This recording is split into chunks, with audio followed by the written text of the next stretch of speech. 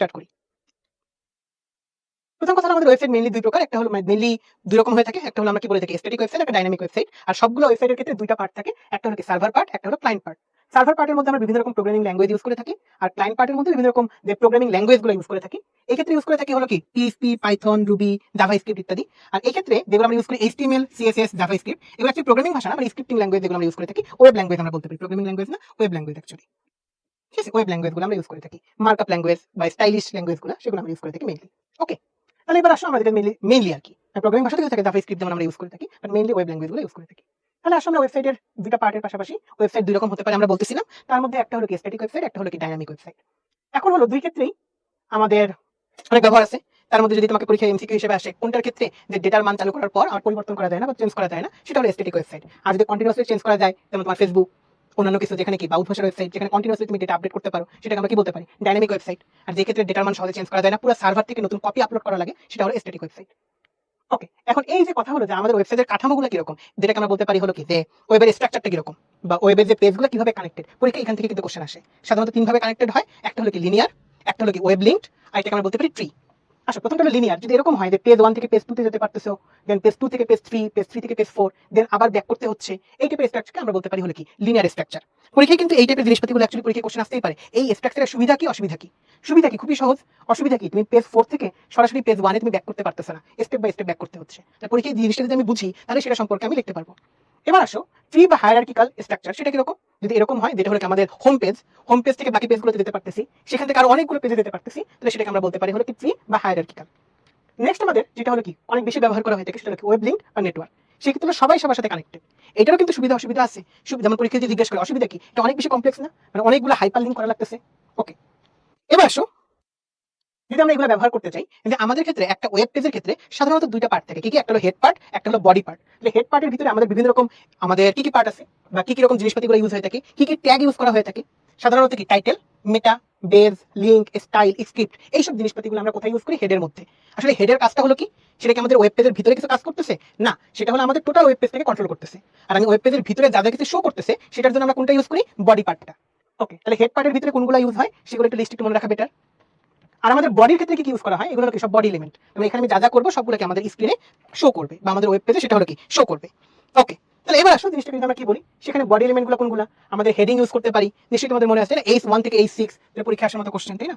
H1 থেকে H6 মনে আছে না? মনে করতেছে না? আমাদের H1 যদি আমি ইউজ করি তাহলে কি সবচেয়ে বড় দেখায়, H6 ইউজ করলে কি সবচেয়ে স্মল দেখায়। এই হেডিংগুলো পরীক্ষা আসতে পারে। প্যারাগ্রাফ হলো কি আমাদের পি ট্যাগ আমরা ইউজ করতে পারি, আমরা কি বোল্ড ট্যাগ ইউজ করতে পারি, তাই না? ইতালিক ট্যাগ ইউজ করতে পারি, আন্ডারলাইন ট্যাগ ইউজ করতে পারি, তাই না? স্ট্রাইক থ্রু ইউজ করতে পারি, বিগ, স্মল, তারপর হলো কি সুপারস্ক্রিপ্ট, মানে হলো কি একটা লেখাকে উপরের দিকে যেটা আমরা পাওয়ার হিসেবে লিখি সেটা হলো সুপারস্ক্রিপ্ট। সাবস্ক্রিপ্ট, তাই না? ইউজ করি হলো কি এসইউবি, সাব, এটা হলো কি এসইউবি সাবস্ক্রিপ্ট, যেটা হলো কি আমরা সাধারণত নিচে বেজ হিসেবে লিখি। তারপরে মার্কিউ ট্যাগ আছে, যেটা হলো কি একটা লেখা যদি আমাদের কি করতে হয়, ফ্লোট করতে হয়। নেক্সট হলো কি ব্লিঙ্ক ট্যাগ আছে, লাইন ব্রেক আছে, ডিভিশন ট্যাগ আছে, স্প্যান ট্যাগ আছে। তো এই যে কোন ট্যাগের কাজ হলো কোনটা, সেটা হলো আমাদের একটু খেয়াল রাখা দরকার। কারণ এগুলো থেকে কিন্তু পরীক্ষায় বিভিন্ন রকমের কি ডিজাইন করতে দেয় বা বিভিন্ন রকম ডিজাইন দিয়ে থাকে, তোমাকে বলে হলো এটার হাইপারলিংক বা সরি এটার এইচটিএমএল ট্যাগ কি হবে বা এইচটিএমএল লাইনটা কি হবে। এখন এখানে পরীক্ষার ক্ষেত্রে তুমি যত বছরের কোশ্চেনে আসে না কেন, তুমি যদি একটু খেয়াল করো কিন্তু কোশ্চেনগুলো আসে কিরকম, তোমাকে কোন একটা ডায়াগ্রাম দিয়ে দিচ্ছে, বলছে হলো এটার এইচটিএমএল কোড লেখো, মানে ট্যাগগুলো লেখো, মানে সুন্দরভাবে কি কি হবে সেটা লেখো। অথবা তোমাকে ট্যাগ দিয়ে দিয়েছে, বলছে এটা ডিজাইন দেখতে কিরকম হবে সেটা লেখো। সাধারণত কোশ্চেন কিন্তু আসেই হলো এই দুইটার একটা, মানে গ বা ঘতে সাধারণত চলে আসে। তাহলে একটু দেখি পাশাপাশি আরো কিছু জিনিস জানি। আমরা এখানে যতগুলো জিনিস দেখতেছি এগুলোর ম্যাক্সিমামই তোমার কি আছে বলতো, সবগুলোর ওপেনিং ট্যাগও আছে, ক্লোজিং ট্যাগও আছে, তাই না? বাট কিছু কিছু ট্যাগ আছে যেগুলো হলো কি আমাদের ওপেনিং ট্যাগ থাকলেও ক্লোজিং ট্যাগ নাই। এটা কিন্তু পরীক্ষা এমসিকিউতে আসে। কিরকম হতে পারে? যেমন হলো কি আমাদের ব্রেক, যেটা ব্রেকের কিন্তু কি নাই বলতো, এন্ডিং ট্যাগ নাই। HR বা হরিজন্টাল রো, যেটা মানে হরিজন্টাল রো যেটা, তারও কিন্তু এন্ডিং ট্যাগ নাই। আরেকটা ক্ষেত্রে এন্ডিং ট্যাগ নাই, সেটা হলো কি আমাদের ইমেজ। তো এই তিনটার ক্ষেত্রে আমাদের এন্ডিং ট্যাগ নেই সাধারণত পরীক্ষায় যেগুলো আসে। সো এখানে আমাদের অ্যান্সার হলো সবগুলো, এই তিনটা তোমরা একটু খেয়াল রাখতে পারো। ওকে, এবার হলো পরীক্ষায় হাইপার লিঙ্ক। পরীক্ষায় হাইপার লিঙ্ক কিন্তু করতে দেয়। আর তুমি যদি চিন্তা করে দেখো তোমার বইয়ের মধ্যে মানে অ্যাকচুয়ালি কোন কোন পার্টগুলো পরীক্ষা আসার মতো, হাইপার লিঙ্ক করতে বলতে পারে, ইমেজ অ্যাড করতে বলতে পারে, নেক্সট হলো তোমাকে লিস্ট করতে বলতে পারে, আর তোমাকে ধরো যে সাধারণত এই তিনটে বেশি চলে আসে, আর বিভিন্ন রকম ডিজাইন করতে দিতে পারে। তাহলে আসলে দেখি আমরা এগুলো পারি কিনা। এই যে হাইপার লিঙ্ক যদি আমাকে করতে হয়, তাহলে আমরা ইউজ করি এ ট্যাগ বা অ্যাঙ্কর ট্যাগ। এই যে আমরা ইউজ করতেছি অ্যাঙ্কর ট্যাগ। সাথে হলো কি আমরা অ্যাট্রিবিউট হিসেবে এক্সট্রা অ্যাড করছি হলো এইচ রেফ, মানে হাইপার লিঙ্ক রেফারেন্স। এরপর আমি এর ভিতরে আমাকে কি ইউজ করতে হয়, কোন একটা লিঙ্ক ইউজ করতে হয়। তো এইটুকু হলো আমাদের মেইন জিনিস, এ হাইপার লিঙ্ক রেফারেন্স, এইটুকু হলো আমাদের মেইন জিনিস।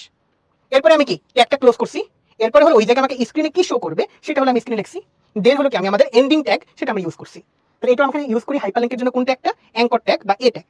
ওকে, আর অ্যাট্রিবিউট হিসেবে হাইপারলিংক রেফারেন্স ইউজ করতে পারি। আর তোমরা বলতে পারো ভাই এখানে টার্গেট এই জিনিসটা ইউজ না করলেও তো হয়। হ্যাঁ, টার্গেট দেওয়াও ভালো, না দিলেও তুমি কোনো সমস্যা নাই। টার্গেট মানে হলো কি, তুমি যখন ক্লিক করছো ওইটা কি নতুন ট্যাবে ওপেন হবে না সেম ট্যাবে ওপেন হবে, কিভাবে ওপেন হবে, সেগুলোর জন্য আমরা আসলে ইউজ করি হলো টার্গেটগুলো, আর কিছু না। ওকে, এই জায়গায় একটা ইন্টারেস্টিং বিষয় আছে। অনেক হলো তোমরা ফিশিং এর নাম শুনছো। ধরো তোমার এই জায়গায় আমি লিখে রাখলাম হলো গুগল, বাট তুমি গুগলে ক্লিক করতেছো, দেখাচ্ছে হলো গুগল, তুমি ক্লিক করতেছো গুগলে, বাট তোমাকে নিয়ে যাচ্ছে হলো উদ্ভাসে। এই জিনিসটাকে আমরা বলি হলো কি ফিশিং। ফিশিং জিনিসটা হলো কি, একটা ওয়েবসাইটের কথা লেখা থাকলে বা একটা লিংকের কথা বলে অন্য কোনো লিংকে নিয়ে যাওয়া, সেটাকে আমরা বলতে পারি some kind of fishing. And এটা হলো কি আমাদের বলতে পারি হলো কি মানে প্রবলেমেটিক, বুঝতে পারতেছে তাই না? ওকে, এবার আসো ইমেজ ট্যাগ। এই যে পরীক্ষা ইমেজ অ্যাড করতে পারা, এটা কিন্তু খুব ইম্পর্টেন্ট। তাহলে ইমেজ অ্যাড করতে পারার জন্য আমাদের কি দরকার হলো ইমেজ ট্যাগ, আইএমজি। এই যে আমরা ইউজ করি হলো কি ইমেজ ট্যাগ। এন্ড ইমেজটাকে অবশ্যই আমরা কি চেষ্টা করি সেম ফোল্ডারে রাখার। সেম ফোল্ডারে আমি ইমেজটা রাখছি, খুবই ভালো কথা। এখন হলো আমরা সেই জায়গায় ইমেজের নামটাকে তার এক্সটেনশন সহ .jpg .png মানে সেটা সহ আমি কি করছি, এই যে এস আর সি এর মাঝখানে সেটা রাখছি, সোর্সের মাঝখানে রাখছি। নেক্সট হলো পরীক্ষা কিন্তু এগুলো ঠিক করতে দেয় যে উইড কত, হাইট কত, অ্যালাইনটা তোমার এই যে পেজের মাঝখানে থাকবে না লেফটে থাকবে না রাইটে থাকবে, অ্যালাইনটা কিরকম হবে, এগুলো কিন্তু পরীক্ষায় তোমাকে ঠিকঠাক করতে দেয়। একটা ওয়েব পেজের ডিজাইন দিয়ে বলে এটাকে ঠিকঠাক মতো বসাও। তাহলে জিনিসগুলো কিরকম হতে পারে, এই যে আইএমজি ইমেজ সোর্স, নেক্সট হলো কি তুমি ইমেজের ফুল নামটা তুমি লিখলা, নেক্সট হলো কি তুমি উইড দিলা, হাইট দিলা, অ্যালাইন কোথায় রাখলা সেগুলো তুমি ঠিকঠাক করে দিলা। ওকে, নেক্সট আমাদের এটার কোনো এন্ডিং ট্যাগ নেই, কোনো ক্লোজিং ট্যাগ নেই, তো সেটা নিয়ে প্যারা নেই। নেক্সট আমি জিনিসটাকে ক্লোজ করে ফেলছি। ওকে ওকে, আর এই যে সেম আমাকে প্রথমে HTML লিখতে হচ্ছে, এই যে হেড পার্টটা রাখতে হচ্ছে। এখন তুমি যদি হেড পার্টের মধ্যে কিছু নাও লেখো তাও কিন্তু সমস্যা নেই, শুধুমাত্র বডি পার্টটুকু রাখলেই হচ্ছে। বাট হ্যাঁ, তুমি যদি হেড পার্টের মধ্যে কিছু রাখো সেটা হলো তোমার কি, এই যে এখানে ইমেজ এই কথাটা শো করতেছে হেডের জন্য, মানে ট্যাবের নাম দেওয়ার জন্য। ওকে, দেন বডির মাঝখানে ইমেজ সোর্স রাখলে আমাদের ইমেজকে শো করতেছে। Easy right? ওকে, এবার আসো পরীক্ষার জন্য খুবই ইম্পর্টেন্ট যে জিনিসটা, তুমি যদি কয়েক বছরের কোশ্চেন দেখো প্রত্যেক বছরই মোটামুটি দেখা গেছে লিস্টের পার্টটা আসছে। মেইনলি দুই প্রকার হতে পারে, আনঅর্ডার লিস্ট আর একটা হলো অর্ডার লিস্ট। এক্ষেত্রে আমরা ইউজ করি কি আনঅর্ডার লিস্ট ইউএল, আর এই ক্ষেত্রে আমরা ট্যাগ হিসেবে ইউজ করি ওএল, অর্ডার লিস্ট। ওকে, এবার যদি আমি দেখি অর্ডার লিস্টের ক্ষেত্রে আমরা জিনিসগুলো কিরকম ভাবে করতে পারি, HTML দিলাম, হেড ট্যাগ নিলাম, বডি ট্যাগ নিলাম। ওকে, নেক্সট আমি এই জায়গা থেকে এই যে ওএল ইউজ করলাম। আর এই জায়গায় ইন্টারেস্টিং যে বিষয়টা সেটা হলো এই জায়গায় টাইপ দিয়ে দিছে হলো এ। তুমি চাইলে এখানে এ না দিয়ে তুমি চাইলে কি করতে পারতা, 1 দিতে পারতা, 1 2 3 4। আবার দিয়ে দিছে দেখো স্টার্ট 4, তুমি চাইলে কিন্তু DEF এইভাবে শুরু করতে পারতেছো। কিছু না দিয়ে দিলে কিভাবে শুরু হইতো ABCD। তুমি সবকিছু কিন্তু আমার পক্ষে অ্যাকচুয়ালি করা পসিবল, এবং পরীক্ষায় এই জায়গা থেকে অনেক কোশ্চেন আসা পসিবল, তাই না? একটু খেয়াল রাখলেই হচ্ছে। আর বাকিগুলো জাস্ট লিস্ট আকারে রাখলে আমাদের হয়ে যাচ্ছে। এন্ড ABCD হইতে পারে, 1 2 3 4 হইতে পারে, রোমান নাম্বারগুলো হইতে পারে, যে কোনো কিছু হওয়া অ্যাকচুয়ালি আমাদের পসিবল। ওকে, এবার আসো যদি আমরা আনঅর্ডার লিস্টের কথা চিন্তা করি, এখানে অনেক রকম কাহিনী করা পসিবল। কিরকম, ধরো তুমি এই জায়গায় ইউজ করছো ইউএল আনঅর্ডার লিস্ট, নেক্সট এই জায়গায় টাইপ দিয়ে রাখছো সার্কেল, যদি না দিয়ে যদি এই জায়গায় তোমাকে কি দিয়ে দিত, তোমাকে যদি রেক্টেঙ্গেল দিয়ে দিত, স্কোয়ার দিত, তুমি একটা টাইপ স্কোয়ার। আইডিয়াগুলো বুঝতে পারছি, মানে বিভিন্ন রকমের সিম্বল আমাদের এই জায়গায় ইউজ করা পসিবল। ওকে, তাহলে নেক্সট এইভাবে যদি আমরা জিনিসটাকে উপর থেকে নিচের দিকে যদি আমি সবগুলোকে লিখে ফেলি, তাহলে সেটা আমাদের কি আনঅর্ডার লিস্ট, সেটা আমাদের হয়ে যাচ্ছে। তাহলে পরীক্ষা এখান থেকে যত রকম কোশ্চেন আসুক না কেন, লিস্ট থেকে সব রকমের কোশ্চেন আমাদের পারার কথা, ইমেজ পারার কথা, লিঙ্কগুলো পারার কথা। ওকে কুল, এই দেখো বিভিন্ন রকম জিনিস আসতে পারে, ডিস্ক আসতে পারে, সার্কেল আসতে পারে, স্কোয়ার আসতে পারে, কিছুই না সেরকম আসতে পারে, জাস্ট একটা dot dot dot dot dot দিয়ে রাখতে পারে। ওকে, এবার আরেকটা গুরুত্বপূর্ণ জিনিস সেটা হলো কি টেবিল তৈরি। আরো কিছু জিনিস থাকতে পারে, সেটা হলো কি কালার করা, যেখানে আমরা জাস্ট ইউজ করলেই হয়ে যাচ্ছে কি স্টাইল, দেন তার মাঝখানে আমি কালার দিয়ে দিই, ব্যাকগ্রাউন্ড কালার অথবা ফোরগ্রাউন্ড কালার অথবা শুধু কালার, তাহলে আমাদের জিনিসপাতিগুলো কাজ করে ফেলবে। চলো আমরা দেখি এই জায়গায়। তো সেম এই যে জাস্ট টেবিলের ক্ষেত্রে আমরা জিনিসটাকে কি করি, টেবিল ট্যাগ নিয়ে নিই। তো এই যে টেবিল ট্যাগ নিলাম। এন্ড পরীক্ষার ক্ষেত্রে অনেক সময় বর্ডার চেঞ্জ করতে বলে, বিভিন্ন রকম বর্ডার টেন দিয়ে দিতে বলতে পারে, এটা অনেক ডিপ করে দিয়ে রাখতে পারে। তো সেই ক্ষেত্রে আমাদের বর্ডার কত সেটা আমাদের জন্য ইম্পর্টেন্ট। আমি যতগুলো রো নিচ্ছি সেগুলোকে আমরা কি বলি, টেবিল রো, যেটাকে আমরা লিখি হলো TR দিয়ে। আর তার মাঝখানে যদি আমি কোনো ডেটাগুলো রাখতে চাই সেটাকে আমরা বলি হলো কি TD, টেবিল ডেটা। আর টেবিলের উপরে যে হেডিংগুলো রাখি সেগুলোকে আমরা বলি TH, টেবিল হেডিং। তো এই যে এখানে যেহেতু উপরে হেডিংগুলো একটু ডিপ করে রাখা, এই জন্য আমরা ইউজ করতেছি TH বা টেবিল হেড বা টেবিল হেডিং। বাট নিচের গুলোতে যেহেতু আমাদের দরকার হলো কি জাস্ট নর্মাল ডেটা রাখতেছি, এই জন্য আমি TR, টেবিল রো নিছি। নেক্সট হলো আমি বাকিগুলোকে TD বা টেবিল ডেটা হিসেবে লিখতেছি। নিশ্চয়ই বিষয়গুলো আমরা বুঝতে পারতেছি, রাইট? এন্ড এই জায়গার মধ্যে পরীক্ষায় দেখা গেছে তুমি যদি যে কয়েকবার এরকম কোশ্চেন আসছে যে আমাদের দুইটা সেলকে মার্জ করে ফেলছে, দেখা গেছে মোবাইল নাম ও রেজাল্ট মার্জ করছে, অথবা হয়তো এই জায়গার দুইটা ঘর মার্জ করছে। এন্ড এই টাইপের কোশ্চেনগুলো জন্য আমাদের প্রিপেয়ার থাকা দরকার। এন্ড মার্জিং করাটাকে আমরা ইউজ করি হলো কি স্প্যান দিয়ে। কিরকম, এই যে দেখো দেখো এই জায়গায় রোল নাম্বার দুইটা সেলকে আমরা কি করছি, মার্জ করা হয়েছে। এখানে মোবাইল নম্বর আর রেজাল্ট এই দুটো ঘরকে বা দুটো সেলকে আমরা কি করছি, মার্জ করে ফেলছি। তাহলে আমি যখন রোকে মার্জ করছি আমরা ইউজ করি কি রো স্পান, আর যখন আমরা কলামকে মার্জ করছি তখন আমরা ইউজ করি হলো কি কল স্পান, রাইট? এবার আসো, তাহলে যখন আমরা এই জায়গায় ইউজ করতেছি টেবিল বর্ডার দিয়ে দিলাম, নেক্সট হলো TR, টেবিল রো, TH, এই জায়গায় ইউজ করছি রো স্পান। এই যে রো স্পান দিলে আমাদের কি হয়ে যাচ্ছে, দুইটা রো, মানে রোল নাম্বারের যে দুইটা রো, এই দুটো রোকে সে কি করছে, স্প্যান করছে বা মার্জ করছে। ওকে, তার মানে এই দুটো আমাদের মার্জ হয়ে গেছে। নেক্সট হলো কি আমি টেবিল হেড দিলাম, কল স্পান, এই দুটো কলামকে যেহেতু আমি মার্জ করতেছি, তাহলে কল স্পান 2 দিয়ে মোবাইল নম্বর আর রেজাল্ট এই দুটো ঘরকে আমি কি করে ফেলছি, মার্জ করে ফেলছি। ওকে, তাহলে আমরা রো স্পান এবং কল স্পানের ব্যবহার বুঝছি, বাট পরীক্ষায় যে জায়গাটা আমরা ভুল করি সেটা হলো এরপরের লাইনে দেখো TR ইউজ করছি, TD ইউজ করছি মোবাইল নাও, তখন কিন্তু আমি আর রোল লিখি নাই, কারণ এই ঘরটা তো আগে থেকে ইউজ বা মার্জ হয়েই আছে, এদের এটা লিখতে হচ্ছে না। তো এরপর আমি জাস্ট নরমালি মোবাইল নাও আর রেজাল্ট মানে দুইবার জাস্ট টেবিল ডেটা ইউজ করছি, তিনবার না। সো আইডিয়াগুলো আশা করি আমরা বিষয়গুলো বুঝতে পেরেছি, রাইট? তো বাকিগুলো তো নরমাল। সো আমরা টেবিলের মধ্যে রো স্পান, কল স্পান এই দুটো জিনিসও আমাদের হোপফুলি ক্লিয়ার। ওকে, সো এখানে হলো আমাদের বিভিন্ন রকম কোশ্চেন দেখা গেছে। এটা হলো 23 সালে আসা কোশ্চেন, বেশ ইন্টারেস্টিং কোশ্চেন। এখানে একসাথে অনেক কিছু ইউজ করছে। কিরকম? এক নম্বরে কোন ধরনের স্ট্রাকচার ব্যবহার করা হয়েছে, একটু চিন্তা করে বলো তো। এক নম্বরে কিরকম স্ট্রাকচার ব্যবহার করা হয়েছে? এইটুকু পার্ট লিনিয়ার, এই জায়গায় চিন্তা করলে তোমার ট্রি, এই পার্টটা তুমি যদি চিন্তা করো তাহলে ট্রি। তো এটাকে আমরা নর্মালি বলতে পারি কি এটা হায়ারার্কিক্যাল স্ট্রাকচার বা ট্রি স্ট্রাকচার তুমি বলতে পারো অ্যাকচুয়ালি, তাই না? ওকে, এখন সেটা তুমি ব্যাখ্যা করলা ট্রি স্ট্রাকচার কিরকম, যে একটা হোম পেজের সাথে বাকি পেজগুলো কানেক্টেড, সেগুলোর সাথে তার বাকি পেজগুলো কানেক্টেড, এইভাবে অ্যাকচুয়ালি জিনিসটা ফাংশন করতেছে। এইভাবে এক্সপ্লেন করে ফেললেই হয়ে গেল, তাই না? ওকে, হাইব্রিড বলতে পারো, কারণ এখানে মেইনলি এই পার্টে লিনিয়ার থাকতেছে, আবার এই পার্টে ট্রি থাকতেছে। বা তুমি শুধু ট্রিও বলতে পারো, কারণ ট্রির সাথে তো সব কানেক্টেড, সেই হিসেবে বলতে পারো। বাট তুমি যেটাই অ্যান্সার করবে না কেন সেটার সপক্ষে তোমাকে কি যুক্তিগুলো দিতে হবে। তুমি ট্রি বললে তোমাকে ট্রির স্ট্রাকচারটা ব্যাখ্যা করতে হবে, আর হাইব্রিড দিলে এর মাঝে যে ট্রি আছে, লিনিয়ার আছে, এই দুইটাই যে আছে দুইটাকে ব্যাখ্যা করতে হবে। বুঝতে পেরেছি? ওকে, কুল। এখন আসো যে চিত্র 2, এইটাকে ওয়েব ব্রাউজারে প্রদর্শনের জন্য HTML কোড। ওকে, এন্ড কথা এখানে ফটো কিন্তু এই যে জেপিজি দিয়ে রাখছে, সাইজ দিয়ে দিছে, মানে তুমি বুঝতেছো এগুলো নিয়ে তোমাকে কাজ করতে হবে। তাহলে প্রথমে তুমি কি করছো, এই জায়গায় একটা টেবিল ক্রিয়েট করছো, এটা বুঝতেছো? একটা টেবিল বানাইছো, টেবিলের মধ্যে এই দুটাকে কি করছো, এই দুটা রোকে তুমি মার্জ করছো। তাহলে এখানে তুমি এই জায়গাটাকে তুমি কি করছো, এই উপরের পার্টটাকে মার্জ করছো, মানে হলো কি কল স্পান। লাস্টে তুমি কল স্পান ইউজ করছো, কিন্তু মাঝখানে তুমি যখন দুইটা টেবিল ডেটা নিছো, সেই জায়গায় জিনিসগুলো আমরা কি করছি, একটার মধ্যে রাখছি হলো ইমেজ, আর একটার মধ্যে রাখছি হলো লিস্ট। চিন্তা করছি একসাথে কতগুলো ইউজ করছে, টেবিল ইউজ করছে, টেবিলের মধ্যে কি কল স্পান ইউজ করছে। ইন্টারেস্টিং। এই জায়গার মধ্যে ফটো ইউজ করছে, মানে কি ইমেজ ট্যাগ ইউজ করতে হচ্ছে, এন্ড অবশ্যই ইমেজের সাইজ ঠিকমতো বসানো লাগবে, নইলে কিন্তু এখানে নাম্বার কাটার একটা অপশন থাকে। নেক্সট এই জায়গায় তোমাকে কি করতে হচ্ছে, লিস্ট দিচ্ছ, শুধু লিস্ট দিলে হবে না, অর্ডার লিস্ট। আবার অর্ডার লিস্টের মধ্যে টাইপ দিয়ে আবার 1 দিয়ে দেওয়া লাগবে, কারণ নইলে তো 1 2 3 ABCD তো না, বা রোমান অক্ষর না। তো তাহলে তোমার জিনিসটা ঠিকঠাক মতো থাকতেছে। তাহলে নিশ্চয়ই বুঝতে পারছি যে এখানে অ্যাকচুয়ালি কি কতগুলো জিনিস ইউজ হয়েছে, বাট আমরা সবগুলো দেখে আসছি, তো আশা করি সবগুলো আমরা পরীক্ষায় সুন্দরভাবে ইউজ করতে পারবো। ওকে, না এখানে কল স্পান ইউজ করছে, নট রো স্পান, মানে দুইটা কলামকে এক করছে, তাই কল স্পান। এখানেও কি কল স্পান ইউজ করছে। ওকে, আরেকটা কোশ্চেন যদি আমরা দেখতে চাই, দেখা গেছে যে এফটিপি কি। এফটিপি একটা প্রোটোকল, যেটাকে আমরা বলি ফাইল ট্রান্সফার প্রোটোকল। যে দুইটা ফাইল যদি ট্রান্সফার করতে হয় তাহলে যে প্রোটোকল ব্যবহার করা হয় সেটা হলো এফটিপি। এরকম বিভিন্ন রকম জিনিসপাতি, এগুলো কিন্তু পরীক্ষা ক নম্বরে আসতে পারে। এফটিপি কি, এইচটিটিপি কি, এইচটিটিপিএস কি, এই টাইপের জিনিসপাতিগুলো পরীক্ষায় আসে। ডাব্লিউডাব্লিউডাব্লিউ এর ফুল ফর্মটা কি, এগুলো পরীক্ষায় আসা জিনিস। ইউআরএল জিনিসটা কি, ডোমেইন জিনিসটা কি, তো এগুলো ক নম্বরের কোশ্চেন, এগুলো ক নম্বরের জন্য আমরা খেয়াল রাখবো, কেমন? ওকে, কুল। এবার জিনিসটা চিন্তা করো, ওয়েবসাইট আর ওয়েব পেজটা এক না, সবাই জানি। আসলে অনেকগুলো ওয়েব পেজকে আমি কোন একটা স্ট্রাকচারের মধ্যে কানেক্ট করলে ওয়েবসাইট তৈরি হয়। ওকে, এখন চিত্র 1 কোন ধরনের ওয়েবসাইট স্ট্রাকচার ব্যবহার করা হয়েছে, যেহেতু এইটার সাথে বাকি সবগুলা কানেক্টেড, তো আমরা এটাকে আমি একটা ট্রি স্ট্রাকচার বলতে পারি, একটার সাথে বাকি সবগুলা কানেক্টেড, তাই না? সেটাকে আমি বলতে পারি। তাহলে এখন ট্রি স্ট্রাকচার সম্পর্কে তোমাকে ডিটেইলসে লিখতে হবে। চিত্র 2, ওয়েব ব্রাউজারে প্রদর্শনের জন্য HTML কোডটা লেখো। এটা তো খুবই সহজ, মানে যেটা করে আসছি বা যেটা দেখে আসছি তার তুলনায় এটা তো খুবই ইজি। জাস্ট নরমালি এই জায়গায় কি আইসিটি লিখলেই হচ্ছে, যে বাট এই জায়গায় জাস্ট আমাকে কি ইউজ করতে হবে বলো তো, রো স্পান ইউজ করবো না কল স্পান ইউজ করবো? রো স্পান ইউজ করবো, এক্স্যাক্টলি। তো এই জায়গায় আমি রো স্পান ইউজ করতেছি, তাহলে কিন্তু আমাদের জিনিসপাতিটা ইউজ হয়ে যাচ্ছে, এটা ইজি। ওকে, সো মোটামুটি বলা যেতে পারে যে আমাদের আরেকটা চ্যাপ্টার সম্পর্কে আমরা একটু পড়াশোনা শেষ করলাম, সেটা হলো কি চ্যাপ্টার 4। সো আমরা চ্যাপ্টার 3 নিয়ে পড়াশোনা করছি, চ্যাপ্টার 4 নিয়ে পড়াশোনা করছি। এখন আমাদের সবচেয়ে প্রিয় চ্যাপ্টার, মানে মানে সবচেয়ে প্রিয় চ্যাপ্টার, ওকে হ্যাঁ প্রিয় চ্যাপ্টার, সেটা হলো চ্যাপ্টার 5। সেটা আমরা ডিসকাস করতে পারি, যেটা হলো প্রোগ্রামিং ভাষা। অ্যাকচুয়ালি খুব ইন্টারেস্টিং, বাট একটু কনসেন্ট্রেশন বেশি লাগে, রাইট? ওকে, তাহলে দেখি এই প্রোগ্রামিং ভাষা নিয়ে আমরা কি কি জিনিসপাতি দেখতে পারি। এটা কিছু একটু পড়ি, তারপর আমরা ব্রেক নেব। ওকে, আচ্ছা আসো দেখি। তো প্রথম কথা হলো যে প্রোগ্রামিং ল্যাঙ্গুয়েজের এখান থেকে কিছু এমসিকিউ আসতে পারে। এমসিকিউ হিসেবে কি হিসেবে আসতে পারে, যে বিভিন্ন প্রজন্মের প্রোগ্রামিং ল্যাঙ্গুয়েজ, যে first generation language, second generation language, third generation language, তাই না? এই টাইপের জিনিসপাতিগুলো সেটা হলো আমাদের জন্য কি বলতে পারি, যে এমসিকিউ আসে। আমাদের যে ফার্স্ট জেনারেশন ল্যাঙ্গুয়েজ, তোমার একটু মনে আছে যে ফার্স্ট জেনারেশন ল্যাঙ্গুয়েজ কোনটা?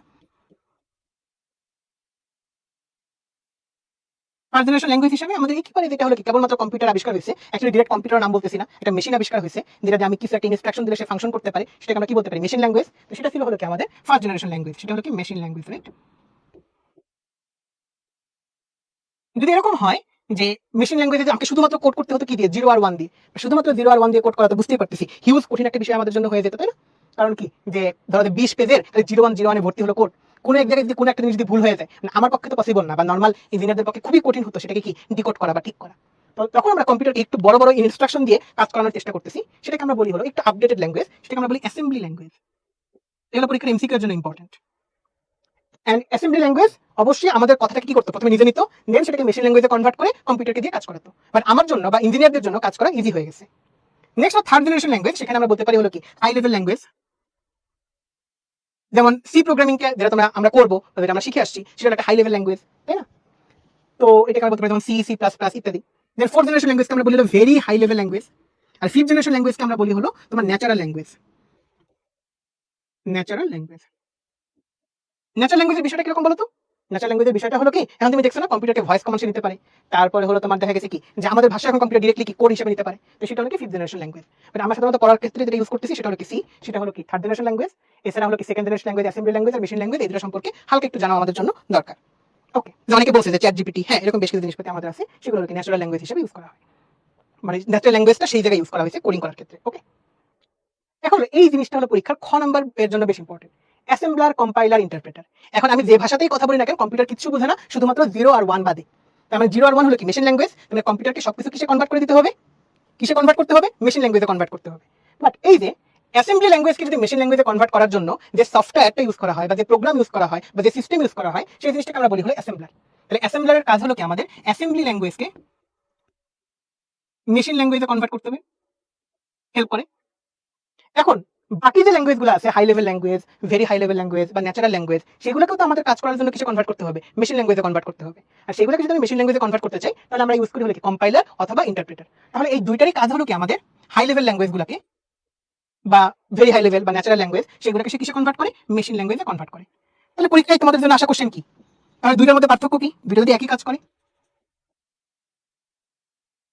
দুইটার মধ্যে খুবই একটা বেসিক পার্থক্য আছে, সেটা পরীক্ষার জন্য ইম্পর্টেন্ট। সেটা হলো কম্পাইলার আমাদের ফুল প্রোগ্রামটাকে একবারে মেশিন ল্যাঙ্গুয়েজে কনভার্ট করে, আর হলো ইন্টারপ্রেটার সেটা হলো কি লাইন বাই লাইন কনভার্ট করে, একটা একটা করে লাইন সে কনভার্ট করে। এবং সি প্রোগ্রামিং এর ক্ষেত্রে আমরা ইউজ করি হলো কম্পাইলার, বা তোমরা অনেকে পাইথন প্রোগ্রামিং এর নাম শুনছো, পাইথনের ক্ষেত্রে আমরা ইউজ করে থাকি জেনারেলি ইন্টারপ্রেটার। তাহলে কম্পাইলার কাজ হলো কি পুরোটা একসাথে,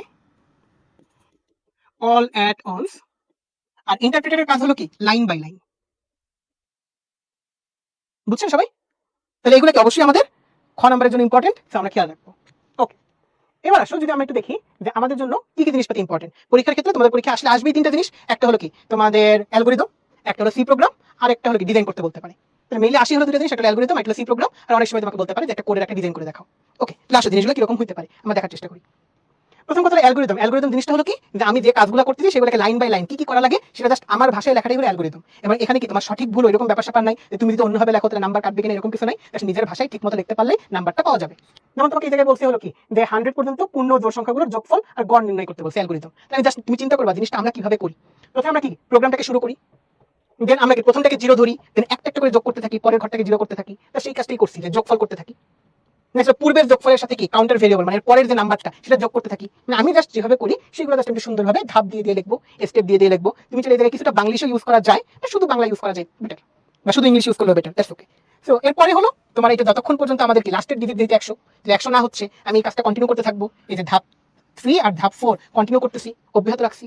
এরপরে হলো যে আমাদের যোগফল বের করে ফেলছি আর গড় নির্ণয় করতে হবে। গড়ের জন্য কি করবো, যোগফলকে 50 দ্বারা ভাগ করলে, যেহেতু 50টা থাকতেছে আমাদের, 50টা জোড় সংখ্যা, তো 50 দিয়ে ভাগ করলে আমি গড় বের করে ফেলছি। লাস্টে হলো কি যোগফল আর গড় এই দুটো আমরা প্রদর্শন করছি। সেইভাবে আমাদের প্রোগ্রামটা আমরা কি বলতে পারি আমাদের শেষ। তো এইভাবে আমরা আমাদের অ্যালগরিদমগুলো লিখতে পারি। আরেকটা অ্যালগরিদম দেখা যেতে পারে দুইটা সংখ্যার পার্থক্য নির্ণয়ের জন্য অ্যালগরিদম এবং ফ্লো চার্ট। এই ফ্লো চার্ট কিন্তু খুব ইম্পর্টেন্ট। ফ্লো চার্টের মধ্যে কি কি পার্ট আমাদের আছে বলতো, তোমাকে একটু মনে করাই দিই। ওকে, ফ্লো চার্টের মধ্যে এটাকে আমরা কি বলি, এই যে আমাদের শেপটা যেটা এলিপস শেপ বা হলো কি অর্ধবৃত্তাকার বা বৃত্তাকার যেটা আমরা বলতে পারি, এই বৃত্তাকার শেপ বা উপবৃত্তাকার শেপ, এটাকে আমরা বলি কি স্টার্ট বা এন্ড। এটা হচ্ছে আমাদের স্টার্ট বা এন্ড। এরপরে আমাদের এরকম যে কি বলতে পারি সামান্তরিকের মধ্যে যে চিহ্নটা, সেটা দিয়ে কি বোঝায় ইনপুট এবং আউটপুট। আমাদের চার কোণা যে বক্সগুলা, যেটাকে আয়তক্ষেত্র, সেটাতে আমরা কি বলতে পারি আমাদের প্রসেসিং বক্স বা প্রক্রিয়াকরণ যে বক্সগুলা, সেটা মানে যেখানে কাজ হচ্ছে, অপারেশন হচ্ছে। নেক্সট আমাদের যে ডায়মন্ড আকৃতির শেপ থাকে সেটাকে আমরা কি বলি ডিসিশন বক্স, তাই না, বা কন্ডিশন বক্স। তো আর এই যে পিচ্ছি করে যদি আমাদের কোনো গোল থাকে সেটাকে আমরা বলি হলো আমাদের কানেক্টর। তো এইভাবে আমি কিন্তু আমাদের এই ডায়াগ্রামগুলো আঁকা খুবই ইম্পর্টেন্ট। তাহলে তোমাকে পরীক্ষায় দুটো জিনিস আসতে পারে, অ্যালগরিদম আসতে পারে, ডায়াগ্রামও আসতে পারে, আর সি প্রোগ্রাম তো আসতেই পারে। তো এই তিনটা জিনিস আমাদের সবগুলো কোডের ক্ষেত্রে দেখে রাখাটা বেটার।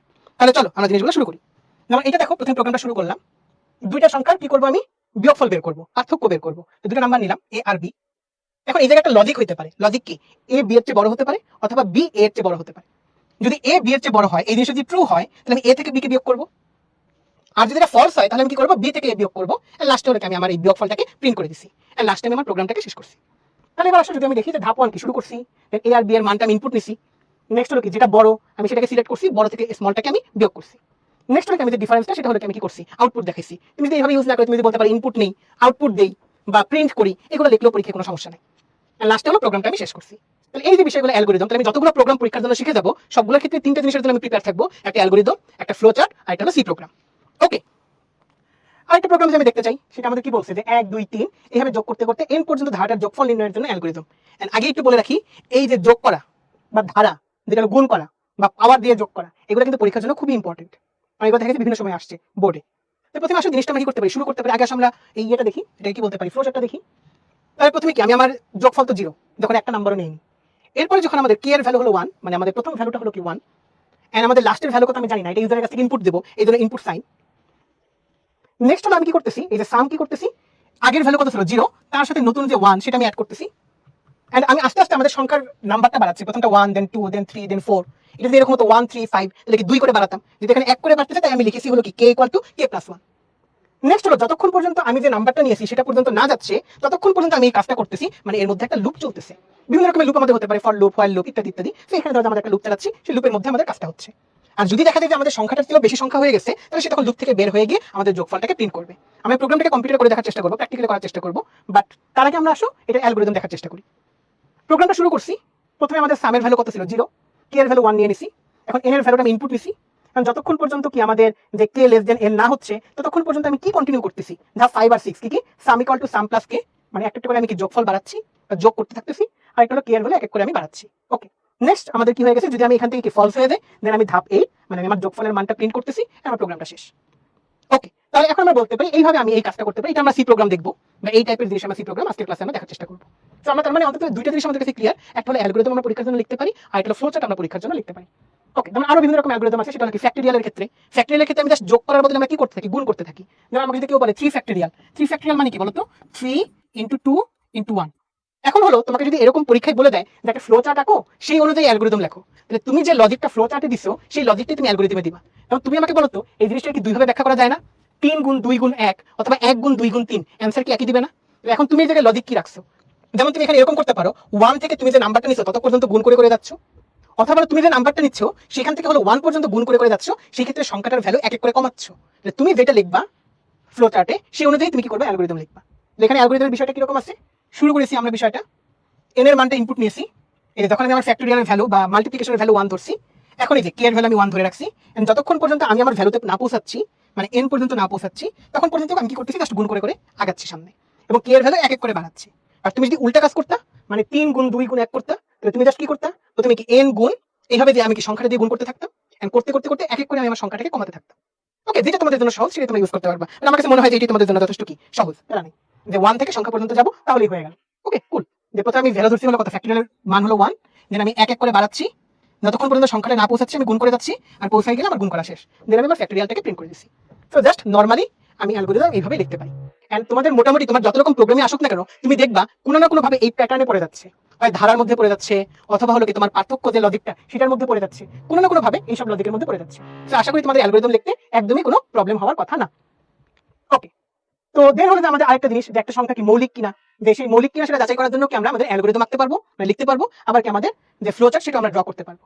ওকে, তাহলে একটা সংখ্যা মৌলিক কিনা সেটা শর্ত কি বলতো, শর্ত হলো কি আমরা 1 বাদ দিয়ে 2 থেকে সেই সংখ্যার আগ পর্যন্ত সবগুলো নাম্বার দিয়ে গুণ করে করে দেখি, মানে আসলে ভাগ করে করে দেখি যে ভাগ যায় কিনা। যদি না যায় তাহলে আমরা সংখ্যাটাকে কি বলতে পারবো, মৌলিক সংখ্যা। আর মৌলিক হওয়ার শর্ত হলো কি, যে শুধুমাত্র 1 অথবা হলো কি ওই সংখ্যা দ্বারা অন্য কিছু দিয়ে ওই সংখ্যাটা ভাগ যাবে না, রাইট? ওকে, তাহলে এই ক্ষেত্রে লজিকটা হলো কি, শুরু করলাম, n এর মান পড়লাম, এই যে n এর ভ্যালু যদি > 2 হয় তাহলে আমরা কি করব, যে অ্যাকচুয়ালি আমরা সামনের দিকে আগাবো, ধাপ আসলে 1 1 না, মানে এরপর থেকে আমরা আগাবো, ধাপ 1 1 দরকার নেই। যে k = 2 ধরলাম, মানে আমাদের ইনিশিয়াল ভ্যালু যেটা দিয়ে ভাগ করবো সেটা হলো 2, থেকে কি সংখ্যাটার আগ পর্যন্ত ভাগ করে করে দেবো। তাহলে আমি এই জায়গায় দেখতেছি যে কি বলা যেতে পারে, n/2 আসলে তার অর্ধেক পর্যন্ত ভাগ করলে দেখা গেছে যে সেটা মিলে যায়, পুরো পর্যন্ত যাওয়া দরকার নাই। বা যদি আমি সবগুলো করতে চাই তাহলেও সমস্যা নেই, যে n-1 করতে চাই তাহলেও কোনো সমস্যা নেই।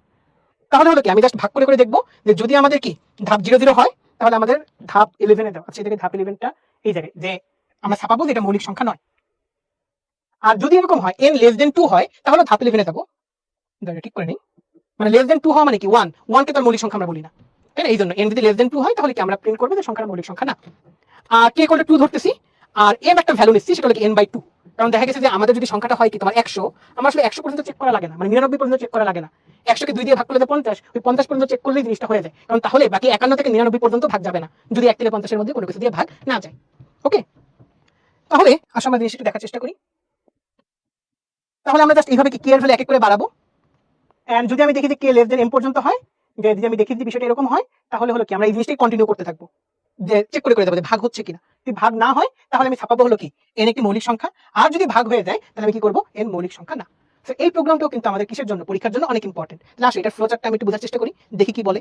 দেখো এই যে প্রথমে প্রোগ্রামটা আমি শুরু করেছি, নেক্সট হলো কি আমি এই কোন নাম্বারটা মৌলিক সংখ্যা কিনা বের করবো সেটা আমি ইনপুট নিয়েছি। নেক্সট হলো কি এটা যদি <2 হয় তাহলে হলো কি যে এটা প্রিন্ট করবো যে n is not a prime number. আর যদি না হয় তাহলে আমি k একটা ভ্যালু নিয়েছি, যার একটা ভ্যারিয়েবল নিয়েছি, যার ভ্যালু আমি 2 ধরে রাখছি। m আরেকটা ভ্যারিয়েবল নিয়েছি যেটা হলো কি n/2, মানে অর্ধেক পর্যন্ত আমি চেক করবো। এখন হলো আমি চেক করে দেখতেছি, একটা লজিক দিয়েছি যে n মড কে, মড মানে মডুলাস মানে ভাগশেষ, মানে সংখ্যাটাকে আমি কে দিয়ে ভাগ করলে আমাদের ভাগশেষ কি 0 হচ্ছে কিনা সেটা আমি চেক করবো। যদি 0 হয় তার মানে ভাগ গেছে, তাহলে আমি প্রিন্ট করবো যে এটা আসলে প্রাইম নাম্বার না। আর যদি ভাগ না যায় তাহলে আমি এই কাজটা কন্টিনিউ করতে থাকবো। কি কন্টিনিউ করবো? কে এর ভ্যালু এক এক করে বাড়াচ্ছি, আমি চেক করতেছি কে m এর চেয়ে ছোট কিনা। m হলো কি? ওই অর্ধেক নাম্বার। যতক্ষণ পর্যন্ত অর্ধেক নাম্বারে না পৌঁছাচ্ছি ততক্ষণ পর্যন্ত আমি চেক করে যাচ্ছি যে ভাগ যায় কিনা। যদি ভাগ যায় তাহলেই প্রিন্ট করে ফেলবো এটা আসলে প্রাইম নাম্বার না। আর যদি একবারও ভাগ না যায় তখন আমি প্রিন্ট করবো হলো কি যে print n is a prime number. তাহলে তখন আমি প্রিন্ট করবো যে n হলো একটা প্রাইম নাম্বার। তাহলে একটু বলতো যে আমরা সবাইকে এই জিনিসটা নিশ্চয়ই বুঝে ফেলছি যে প্রাইম নাম্বার মানে পূর্ণ সংখ্যা, কোন একটা পূর্ণ সংখ্যা সেটা হলো কি আমাদের মৌলিক কিনা সেটা আমরা বের করতে পারি। এটা পরীক্ষার জন্য খুব ইম্পর্টেন্ট, মানে এই টাইপের জিনিসগুলো।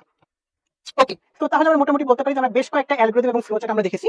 তাহলে এখন এরপরে যখন আমরা একটা হাতে কলমে প্রোগ্রামিং এর পার্টগুলা, বিশেষ করে হলো কি যে ভ্যারিয়েবল, তারপরে হলো কি কিওয়ার্ড, এইগুলো নিয়ে যখন আমরা আলোচনা করবো তার আগে মনে হয় তোমাদের একটু ব্রেক দেওয়া যেতে পারে, তাই না? তোমার ততক্ষণ একটু মাথা ঠান্ডা করো, তারপরে হলো কি ব্রেকের পরে দেখতেছিলাম চ্যাপ্টার 5 এর আর কিছু টপিক আমরা ডিসকাস করতে পারি, রাইট? কিরকম কিরকম টপিক? তো বলছিলাম যে আমাদের এখন যেটা প্রোগ্রামিং পার্টে চলে যায়, মানে এগুলো আমাদের অনেকটা কি যে অ্যালগরিদম পার্ট ছিল, ফ্লোচার্ট পার্ট ছিল, রাইট? এখন যদি আমরা প্রোগ্রামিং দিকে দেখি সেক্ষেত্রে আমরা কোন প্রোগ্রামিংটা করতেছিলাম? C programming, right? C programming এর ক্ষেত্রে কয়েকটা জিনিস আমাদের ম্যাক্সিমাম মানে বলা যেতে পারে কি খুব বেশি প্রায়োরিটাইজ পাবে। তার মধ্যে একটা হলো কিওয়ার্ড। কিওয়ার্ড জিনিসটা হলো কি, মানে যেসব ওয়ার্ডগুলো কম্পিউটারে রিজার্ভ থাকে সেগুলো হলো কি আমাদের সি প্রোগ্রামিং এর ক্ষেত্রে কিওয়ার্ড।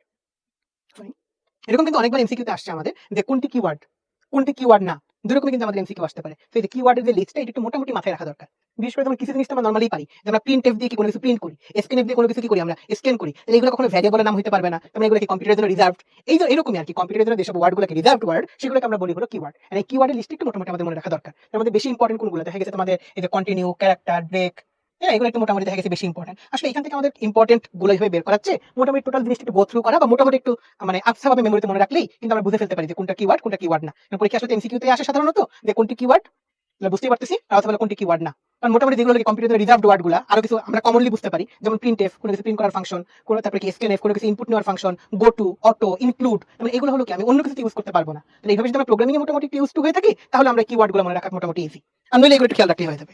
ঠিক আছে, ওকে কুল। নেক্সট তোমাকে যদি আমরা বলি যে এই যে আবার এখান থেকে কিন্তু আরেকটা কোশ্চেন আসে যে কোনো একটা ভ্যারিয়েবলের নাম কোনটা হতে পারে না। মোটামুটি আমরা জানি যে কম্পিউটারে যে কোনো কাজই, যে কোনো নাম্বার ইনপুট করা বলো, কোনো প্রোগ্রাম করা বলো, সবকিছু আমরা করি হলো কিসের মাধ্যমে? ভ্যারিয়েবলের মাধ্যমে। আমি ভ্যারিয়েবলের নাম যা ইচ্ছা তাই হতে পারে, কিছু জিনিস বাদে। কিরকম? যেমন প্রথমে নাম্বার থাকবে না, যেমন হলো কি ভ্যারিয়েবলের ক্ষেত্রে নামগুলো কিরকম হবে না, এগুলো কিন্তু এমসিকিউ এর কোশ্চেন। মানে ভ্যারিয়েবলের ক্ষেত্রে কখনোই কিন্তু তোমাদের স্মল ক্যাপিটাল যা ইচ্ছা হতে পারে, কোনো সমস্যা নাই, কিন্তু 1 2 3 ABC এরকম কিন্তু হবে না, প্রথমে নাম্বার থাকতে পারবে না।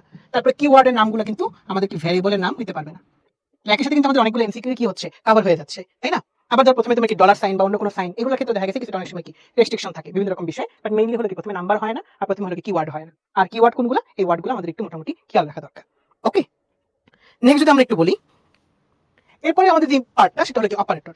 অপারেটর মানে কি যে প্লাস সাইন মাইনাস সাইন, মানে যে কোনো একটা অপারেশন করার জন্য যেসব সাইন আমরা ইউজ করি সেগুলোকে আমরা বলে থাকি মেইনলি হলো অপারেটর। যার অ্যাকচুয়ালি নিজস্ব কোনো মিনিং নেই, বাট যখন ওকে ইউজ করা হয় অন্য কিছুর সাথে তখন সেটা মিনিংফুল হয়ে থাকে। যেমন a প্লাস বি মানে কি, ওই প্লাস সাইনটা হলো কি operator, plus operator. Addition operator, a minus B হলো কি আমাদের সাবট্রাকশন অপারেটর, এই মাইনাসটা নরমালি কিন্তু এগুলোর কোনো মিনিং নেই, রাইট?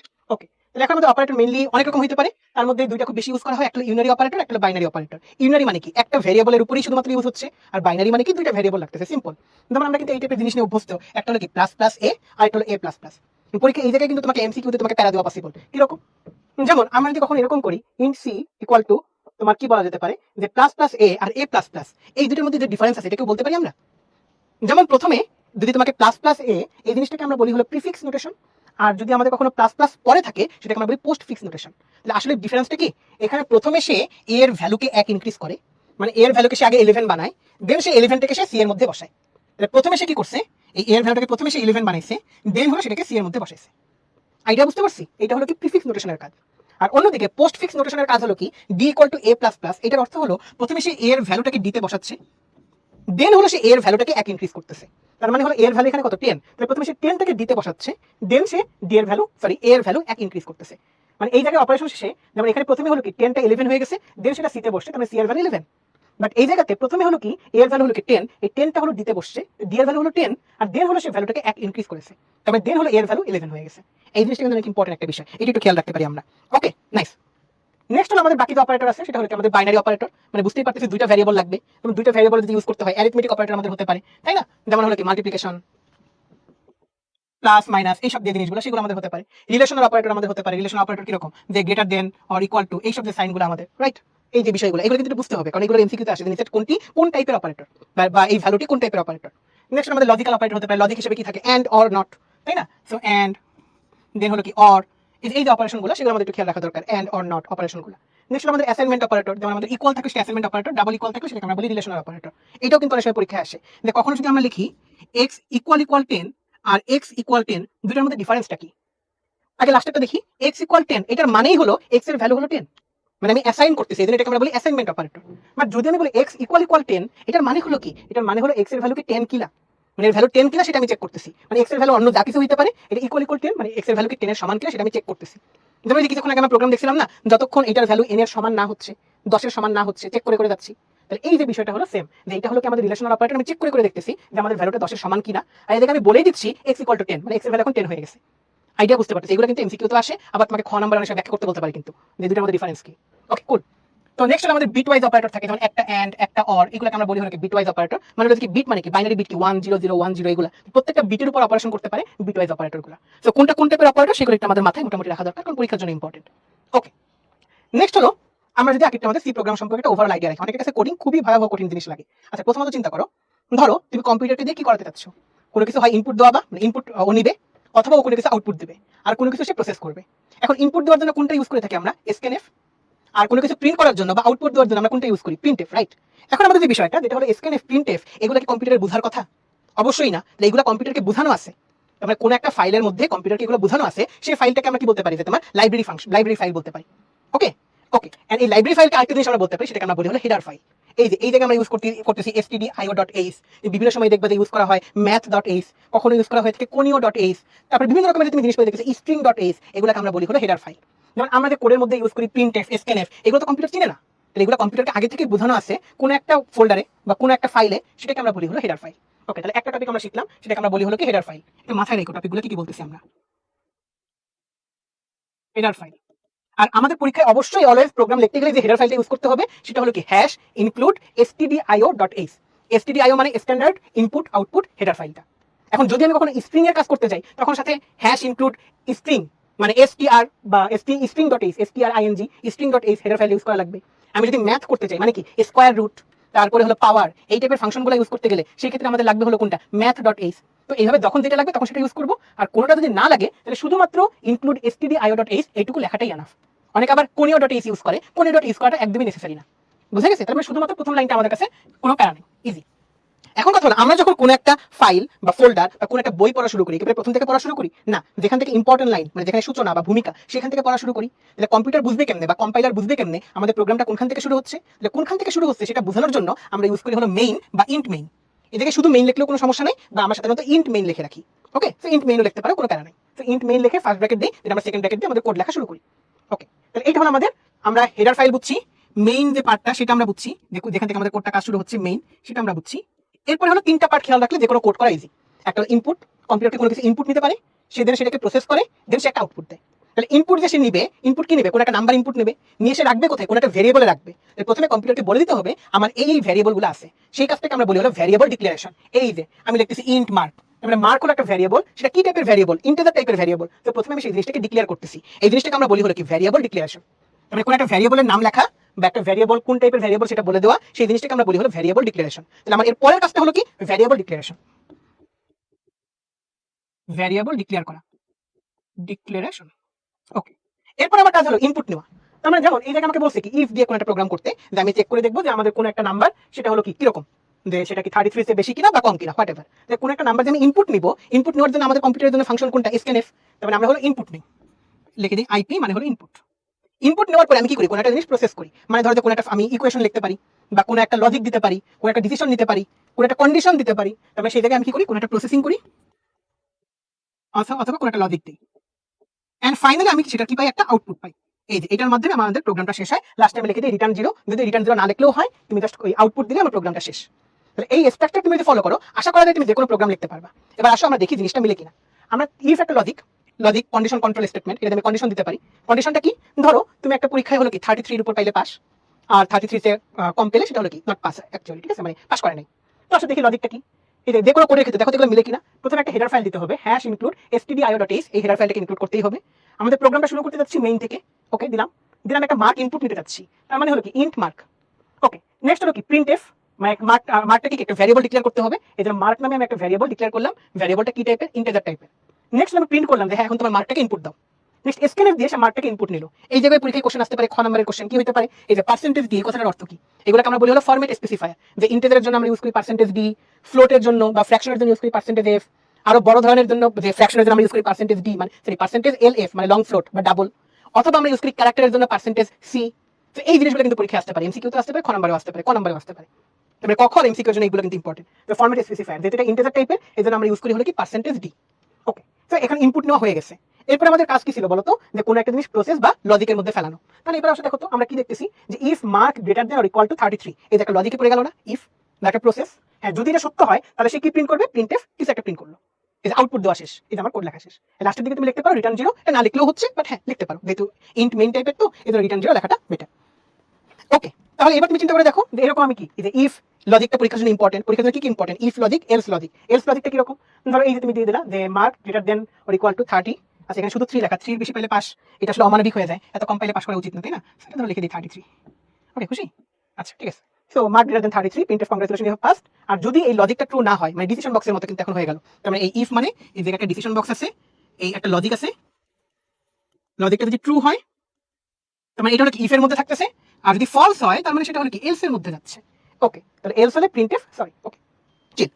তো এখন তাহলে নিশ্চয়ই আমরা বুঝতেছি যে আমাদের ইফ এলস লজিক থেকে পরীক্ষায় কোশ্চেন আসতে পারে। এবং এখান থেকে আরো ভালো একটা কোশ্চেন হতে পারে, যেমন সেটা হলো কি তিনটা সংখ্যার মধ্যে যদি আমরা স্মল কোন একটা সংখ্যা বের করতে চাই, তাহলে আমরা তাদের flow chart algorithm C program কিরকম হবে সেটা আমরা বের করতে পারি কিনা। অ্যালগরিদম তো লিখতেই পারবো, এই টাইপের একটা জিনিস দেখে আসছি আজকে। এখন হলো ফ্লো চার্ট কিরকম, এই যে আমি স্টার্ট করলাম, স্টার্ট করার পরে কি আমি এবিসি তিনটা ভ্যারিয়েবল আমি নিচ্ছি, তিনটা ভ্যারিয়েবলের জন্য আমি ইনপুট নিচ্ছি, ইউজার থেকে বাইরে থেকে ইনপুট দিল। ওকে, তাহলে ভ্যারিয়েবল ডিক্লেয়ার করছি, স্ক্যানএফ দিয়ে ইনপুট দিছি। ওকে, নেক্সট আমি চেক করতেছি প্রথমে দুইটা ভ্যারিয়েবলের মধ্যে যে এ লেস দেন বি কিনা। ওকে, যদি এ লেস দেন বি হয় মানে এটা যদি ট্রু হয় তার মানে আমি তো জানি যে এ আর বি এর মধ্যে এ স্মলার, দেন আমি এটাকে সি এর সাথে কম্পেয়ার করব। যদি দেখি এ সি এর চেয়েও স্মলার তার মানে এ হলো কি আমাদের কি বলা যেতে পারে স্মলেস্ট নাম্বার। আর যদি না হয় ফলস হলে তার মানে হলো কি সি হলো আমাদের স্মলেস্ট নাম্বার।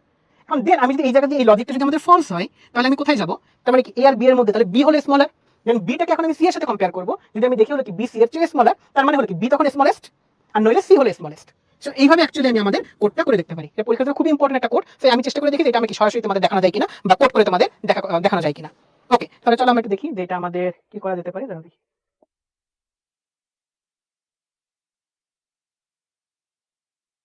আচ্ছা তো একটা কোড ব্লকসে আমরা একটু সবাই একটু কোডটা দেখার চেষ্টা করি যে কোডটা কিরকম হচ্ছে লজিকটা। ওকে, আচ্ছা আমরা একটা নিউ ফোল্ডার ওপেন করি। তোমরা বলতে পারো ভাই আমরা তো পরীক্ষায় কাগজে কলমে লিখবো, হ্যাঁ অবশ্যই তোমরা পরীক্ষায় কাগজে কলমে লিখবা, সো তোমাদের জন্য প্যারা না।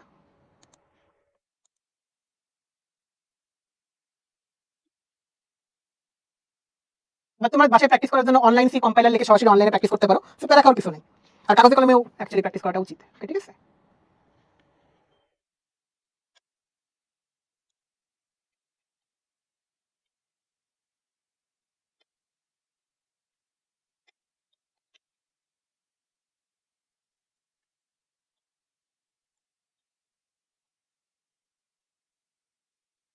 তো তোমাদের জন্য একটা নতুন ফাইল ওপেন করি, নিউ।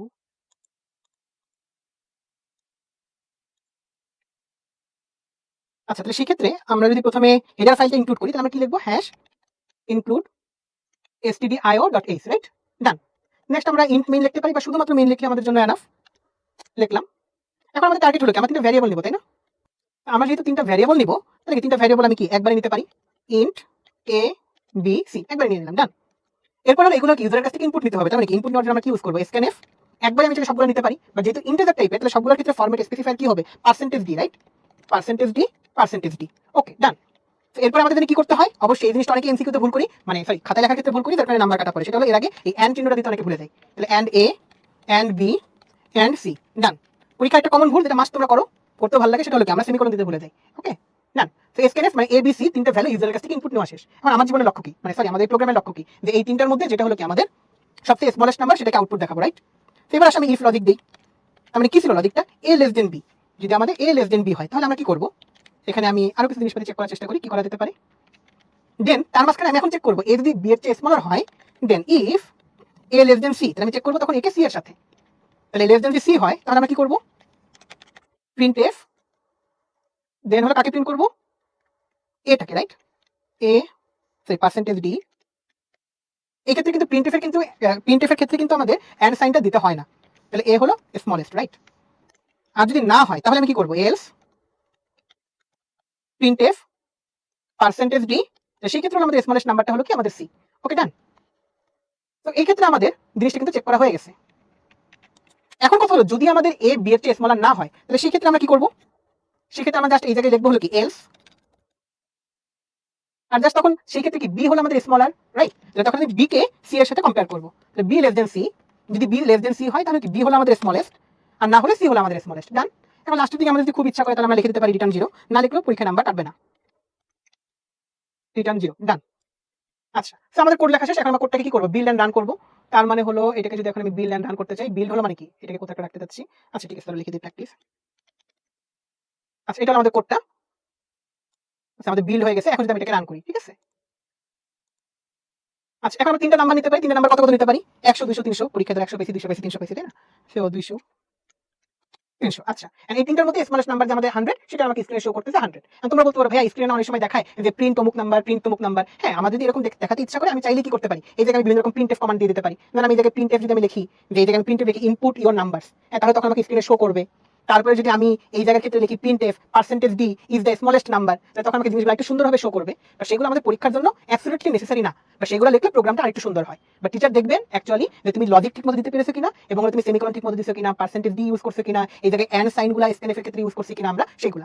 তো আশা করি কোডগুলো কিভাবে লিখতে হয়, কেন লিখতে হয় সেটা আমরা বুঝছি, এবং একই সাথে আমাদের ইফ এলস কন্ডিশন সেটা আমাদের জন্য কমপ্লিট। তাহলে চলো আমরা আবার যদি আমাদের একটু প্রোগ্রামগুলোতে চলে যাই, সেখানে আমরা কিছু জিনিসপাতি দেখার চেষ্টা করি। ওকে, তো এবার একটু জিনিসটা যদি দেখো কি বলা যেতে পারে। তো তিনটা সংখ্যার মধ্যে স্মলেস্ট নাম্বার আমরা এখন বের করতে পারি, খুবই ভালো একটা বিষয়। এখন আমাদের আরেকটা প্রোগ্রাম বের করতে চাই, সেটা হলো কি আমরা লিপ ইয়ার বের করতে চাই।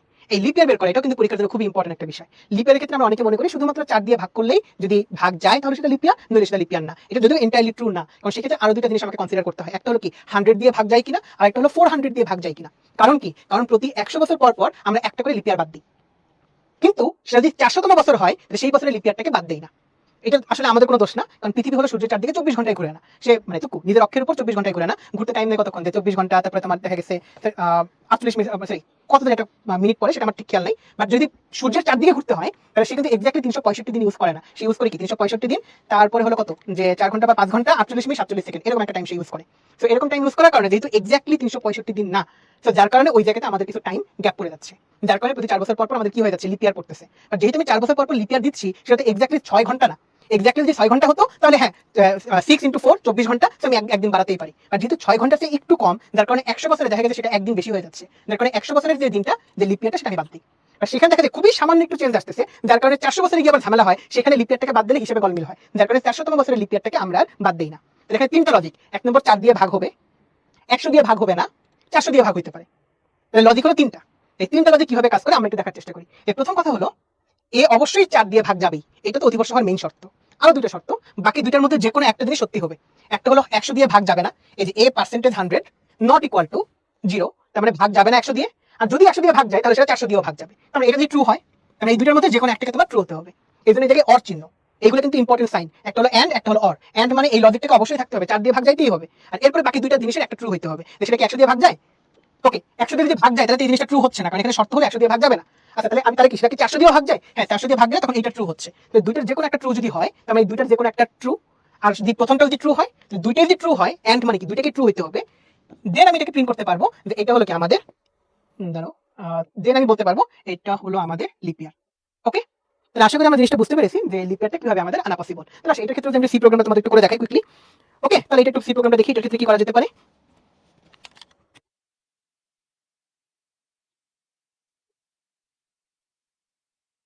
এক্ষেত্রে সেম, জাস্ট ভিতরে লজিকটাকে আমরা চেঞ্জ করে ফেলি। তাহলে এক্ষেত্রে আমি কি করতেছি, প্রথমে ইন্ট ইয়ার, মানে আমি ইয়ারটাকে নিচ্ছি, দেন হলো আমি এটাকে ইনপুট নিতে হবে, রাইট? মানে ভ্যারিয়েবল ডিক্লেয়ার করা শেষ, ইনপুট নিতে হবে, মানে কি স্ক্যানএফ পার্সেন্টেজ ডি ইন্টিজারের জন্য,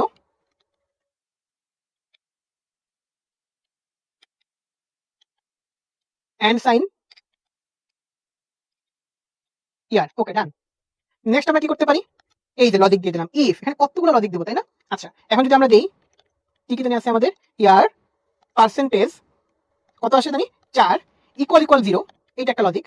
তো সবগুলো লজিক আগে আমরা লিখে নিই, ঠিক আছে? সবগুলোকে আমরা আগে ব্র্যাকেটের মধ্যে রাখি।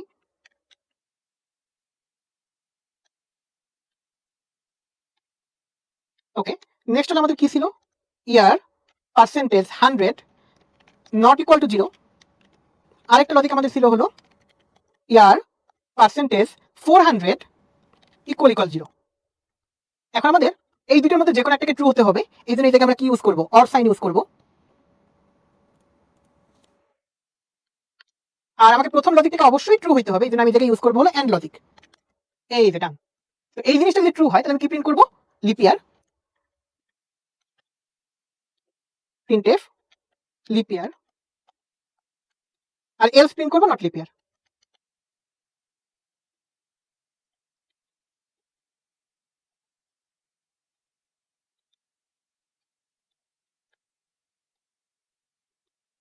ওকে, তাহলে সেটাকে আমরা বিল্ড এন্ড রান করে দেখি আমরা সব ঠিকঠাক করছি কিনা। করার তো কথা, এখন কত সাল দেওয়া যায়, এখন কত 2024, এটা কি লিপিয়ার 2024 দিই, ও এটা লিপিয়ার, ও হ্যাঁ ওকে নাইস।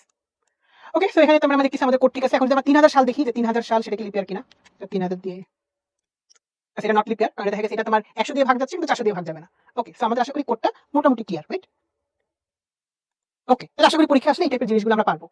এখন আসো যে আমাদের আর কি কি জিনিস এই জায়গার ক্ষেত্রে তোমার দরকার হতে পারে। ওকে, তারপর আমাদের এই যে ইফ এলস এর মতো যদি আমি অনেকগুলো কন্ডিশন একসাথে রাখতে চাই, অনেকগুলো কেস একসাথে রাখতে চাই, তাহলে সেই ক্ষেত্রে আমাদের যে জিনিসটা ইউজ হয় সেটাকে আমরা বলতে পারি হলো কি তোমার সুইচ।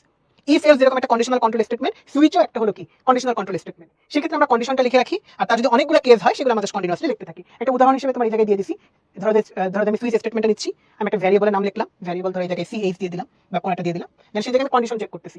যদি এরকম হয় যে কেস 1, ধরো যে আমাদের একটা কিরকম ভ্যালু হতে পারে, এ বি সি ডি অনেকগুলো এরকম হতে পারে। যেমন ক্যালকুলেটর আমি যদি প্লাস সাইন করি তাহলে সে অ্যাড করে, মাইনাস দিলে সে কি করে সাবট্রাক্ট করে, মাল্টিপ্লিকেশন সাইন দিলে সে কি মাল্টিপ্লাই করে, তাই না? এরকম বিষয়। তো বিভিন্ন রকম ভ্যালুগুলো আমরা এই জায়গায় ইনপুট দিয়ে দিই, দেন তার জন্য সে একটা করে পারফর্ম করে। এইভাবে চাইলে এখানে অনেকগুলো লিখতে পারি। এটা সুবিধা হলো কি আমার ওইটার মতো এলস এলসিফ এতবার লেখা লাগে না, আমরা জাস্ট সুইচ স্টেটমেন্টের মাধ্যমে জিনিসটা কাজ করে ফেলতে পারি। আর সুইচ স্টেটমেন্টে একটা প্রবলেম আছে, সেক্ষেত্রে লেস দেন, গ্রেটার দেন এগুলো এক্স্যাক্টলি ইউজ করা যায় না। তো ইকুয়াল হলে সেক্ষেত্রে জিনিসটা ইউজ করা বেটার বা সহজ হয়।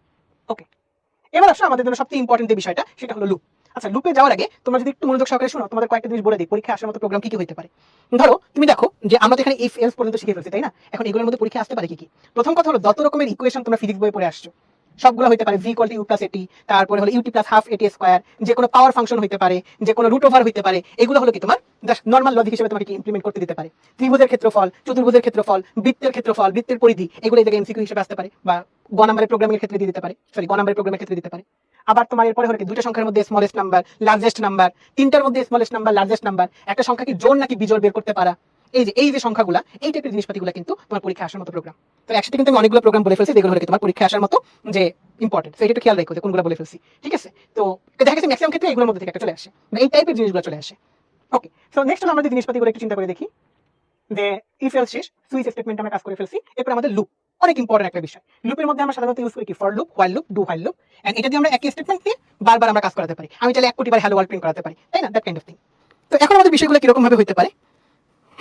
আচ্ছা, একজন একটা কোশ্চেন করছে কমার্সের স্টুডেন্টরা কি লিখবো, যে আমাদের ফিজিক্স পড়ে আসছে সেরকম ফ্যাক্ট না। যেমন ত্রিভুজের ক্ষেত্রফল আমরা জানি কি হাফ ইনটু ভূমিগুণ উচ্চতা, তাই না? তো এরকম যে বিষয় মানে ছোট ছোট যে ইকুয়েশন গুলো সেগুলো পরীক্ষার ক্ষেত্রে আসতে পারে। সেক্ষেত্রে ইকুয়েশন তোমার জানাই থাকে, জাস্ট প্রোগ্রামিং এর ক্ষেত্রে ঠিকমতো ইউজ করতে পারে না, তোমার জন্য মানে এফিশিয়েন্ট আর কি, হোয়াটএভার। তো এখন হলো লুপ। এই লুপের ক্ষেত্রে 3 রকমের লুপ পরীক্ষায় মাঝে মাঝে আসে। 3টা লুপের মধ্যে ডিফারেন্স কি ইম্পর্টেন্ট কিন্তু। তো সেটা আমরা একটু পরে দেখতেছি, তার আগে একটু ফর লুপটা দেখে নিই। ফর লুপের ক্ষেত্রে আমরা যে কাজটা করি কি, ধরো ইনিশিয়ালাইজেশন, যে আমি আমার প্রোগ্রামটা কোনখান থেকে শুরু করতেছি। কন্ডিশন, আমি আমার প্রোগ্রামটা কেন চালাবো, কখন চালাবো, কতক্ষণ পর্যন্ত চালাবো, তার জন্য হলো কন্ডিশন। এরপর হলো ইনক্রিমেন্ট বা ডিক্রিমেন্ট, যে আমি আমার ভ্যালু এক এক করে বাড়াবো কি কমাবো কিনা সেটা।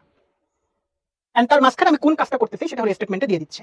ওকে, তো এই যে যেমন আমি এই জায়গায় কি প্রোগ্রামটা ইনিশিয়ালাইজেশন করতেছি, দেন আমি টেস্ট করতেছি বা চেক করতেছি ডিসিশনটা।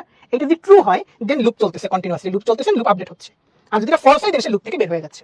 এই টোটাল জিনিসটা হলো আমাদের ফর লুপ। লুপ নিয়ে অনেক কিছু করা পসিবল বা অনেক ইন্টারেস্টিং জিনিসপাতি এই জায়গা থেকে জাস্ট দেওয়া পসিবল। কিরকম, এই যে তার মধ্যে সবচেয়ে ইম্পর্টেন্ট প্রোগ্রামগুলোর একটা হলো ফর লুপ ব্যবহার করে 1 থেকে 10 পর্যন্ত কোন একটা সংখ্যার আমরা নামটা প্রদর্শন করব। তার মানে হলো আমি কি করতেছি, কোন একটা নাম্বার ইনপুট নিব। যেমন ধরো ইনপুট n, এই যে প্রোগ্রামটা স্টার্ট করছি ইনপুট n, ধরো তুমি এই যে একটা নাম্বার নিলা, কত নিবা, ধরো 7 নিলা, সাপোজ যে কোনো একটা তো নেওয়া যাবে। দেন হলো নামটার ক্ষেত্রে কি হয়, 1 থেকে 10 পর্যন্ত গুণ করে দেয়, 7 কে 7, 7 দুগুণে 14, হোয়াটএভার এরকম 7 10 70 পর্যন্ত আমরা আগাই। তো সেক্ষেত্রে কি করি, i ইকুয়াল টু 1 নিলাম, নিলে যতক্ষণ পর্যন্ত i less than or equal two 10 থাকতেছে ততক্ষণ পর্যন্ত আমরা কি করতেছি, এটা যদি ট্রু হয় তাহলে হলো কি আমরা প্রিন্টে কি করতেছি n ইনটু i, তাহলে যে গুণ করে যাচ্ছি। ওকে, আর এই i এর ভ্যালু আমরা এক এক করে বাড়াচ্ছি। তাহলে প্রথমে কি সে 1 দিয়ে গুণ করতেছে, 2 দিয়ে গুণ করতেছে, 3 দিয়ে গুণ করতেছে, এভাবে সে 10 পর্যন্ত গুণ করতেছে, 7 10 70। এই যে যখন সে 10 এর চেয়ে স্মলও থাকতেছে না, 10 এর ইকুয়ালও থাকতেছে না, জিনিসটা ফলস হয়ে যাচ্ছে, দেন সে সুন্দরভাবে লুপ থেকে বের হয়ে যাচ্ছে না। তো জিনিসটা আমরা আশা করা যায় করতে পারবো। এটা তোমাদের আমি একটু প্রোগ্রামিং এ দেখানোর চেষ্টা করি। একই সাথে আরো কিছু টুকিটাকি বিষয় তোমাদের বলার চেষ্টা করবো, যেটা হলো কি বলা যেতে পারে যে মানে তোমার চিন্তার খোরাক জোগাবে বেশ কিছু টপিক। চলো তাহলে দেখা শুরু করি।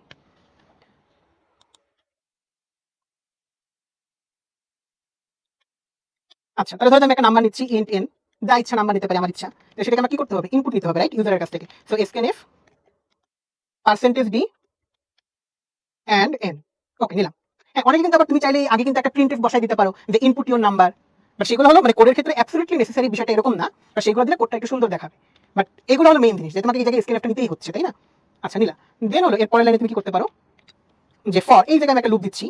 লুপের ক্ষেত্রে আমি একটা ভ্যারিয়েবল নিচ্ছি i, বাট সমস্যা হলো আমি একটা ভ্যারিয়েবল দেবো i = 1 লিখবো, কম্পিউটার তো i কে চিনে না। তাহলে কি করতে হবে? আমাকে আইটাকেও ডিক্লেয়ার করে রাখতে হবে আগে। বা তুমি চাইলে এই যে ফরের ভিতরেও ইন্ট i লেখা পসিবল, বাট অত প্যারা নেওয়া দরকার নেই। আমাদের যত ভ্যারিয়েবল সবগুলো আমাদের কোডের প্রথমেই ডিক্লেয়ার করে রাখতে হবে। তাহলে আমি লিখলাম i, এখন আমি দিলাম i = 1, এখন আমি দিলাম i <= কত বলো তো? <= 10, কারণ আমি 10 পর্যন্ত যাবো। দেন আমি i এর ভ্যালু এক এক করে বাড়াবো, i++। ওকে, আমি এই কাজটা করবো। এর মাঝে আমার কাজ হলো কি? printf, এর মাঝখানে আমি রেখেছি হলো কি %d multiply sign %d = %d। তোমরা বলতে পারবে এত %d কেন? এখন তোমাকে দেখাই এই জিনিসটা ইন্টারেস্টিং ভাবে মানে শো করা পসিবল। যে প্রথমে হলো আমি কাকে দিয়ে গুণ করতেছি, যে নাম্বারটা ইনপুট দিতেছি সেই নাম্বারটা। এরপরে হলো আমি i এর ভ্যালু যেটা দিয়ে মাল্টিপ্লাই করতেছি সেইটা। এরপরে যে i এর ভ্যালু আমি এক এক করে বাড়াচ্ছি, বাড়ানোর পরে কি হচ্ছে? মাল্টিপ্লাই গুলো হচ্ছে, মাল্টিপ্লিকেশনটা কত সেটা আমি ইনপুট দেওয়াতে যাচ্ছি। সো n * i, ডান। তো দেন আমি লাস্টের দিকে আমি সেমিকোলন দিতে হবে, এন্ড ফাইনালি হলো আমি কি করতে পারি? এটা দিয়ে দিতে পারি হলো রিটার্ন 0, যদিও রিটার্ন 0টা নেসেসারি না। আচ্ছা এখন যদি আমি এটাকে বিল্ড এন্ড রান করি, তাহলে কত দিতে যাচ্ছি? 7, তাই না? তো যে কোনো একটা নাম্বার দিলেই হচ্ছে। আচ্ছা এই যে 7 1 2, আচ্ছা সেই নাম্বারটাকে ঠিকঠাক মতো মাল্টিপ্লাই, আচ্ছা এই জায়গায় তোমার দেখাচ্ছে উল্টাপাল্টা। তাহলে তোমাকে জিনিসটা ধরো এই জায়গায় তুমি কোডটা রান নাও করতে চাও, দাঁড়াও। আচ্ছা এই জায়গায় ধরো তুমি আরেকটা ভ্যারিয়েবল নিতে পারো। ধরো তুমি কি নিলা? কে নিলা? এই জায়গায় ধরো তুমি দিচ্ছ হলো k = তো তুমি মাল্টিপ্লিকেশনটা আগে করে ফেলতেছো যাতে এর ক্ষেত্রে কোনো প্যারা না হয়। তাহলে কি দেওয়া যায়? k = n * i, আর এই জায়গায় n এর ভ্যালু n দিচ্ছি, i দিচ্ছি, k দিচ্ছি। দাঁড়াও, আরেকটা জিনিস তো আমরা জানি যে আমাদের কোডের যদি পরবর্তী লাইনে যেতে হয় তাহলে আমাকে কি ইউজ করতে হয়? আমাকে ব্যাকস্ল্যাশ দিয়ে n ইউজ করতে হয়, তাহলে আমার কোডটা পরবর্তী লাইনে চলে যাবে। আচ্ছা দেখি তো এবার।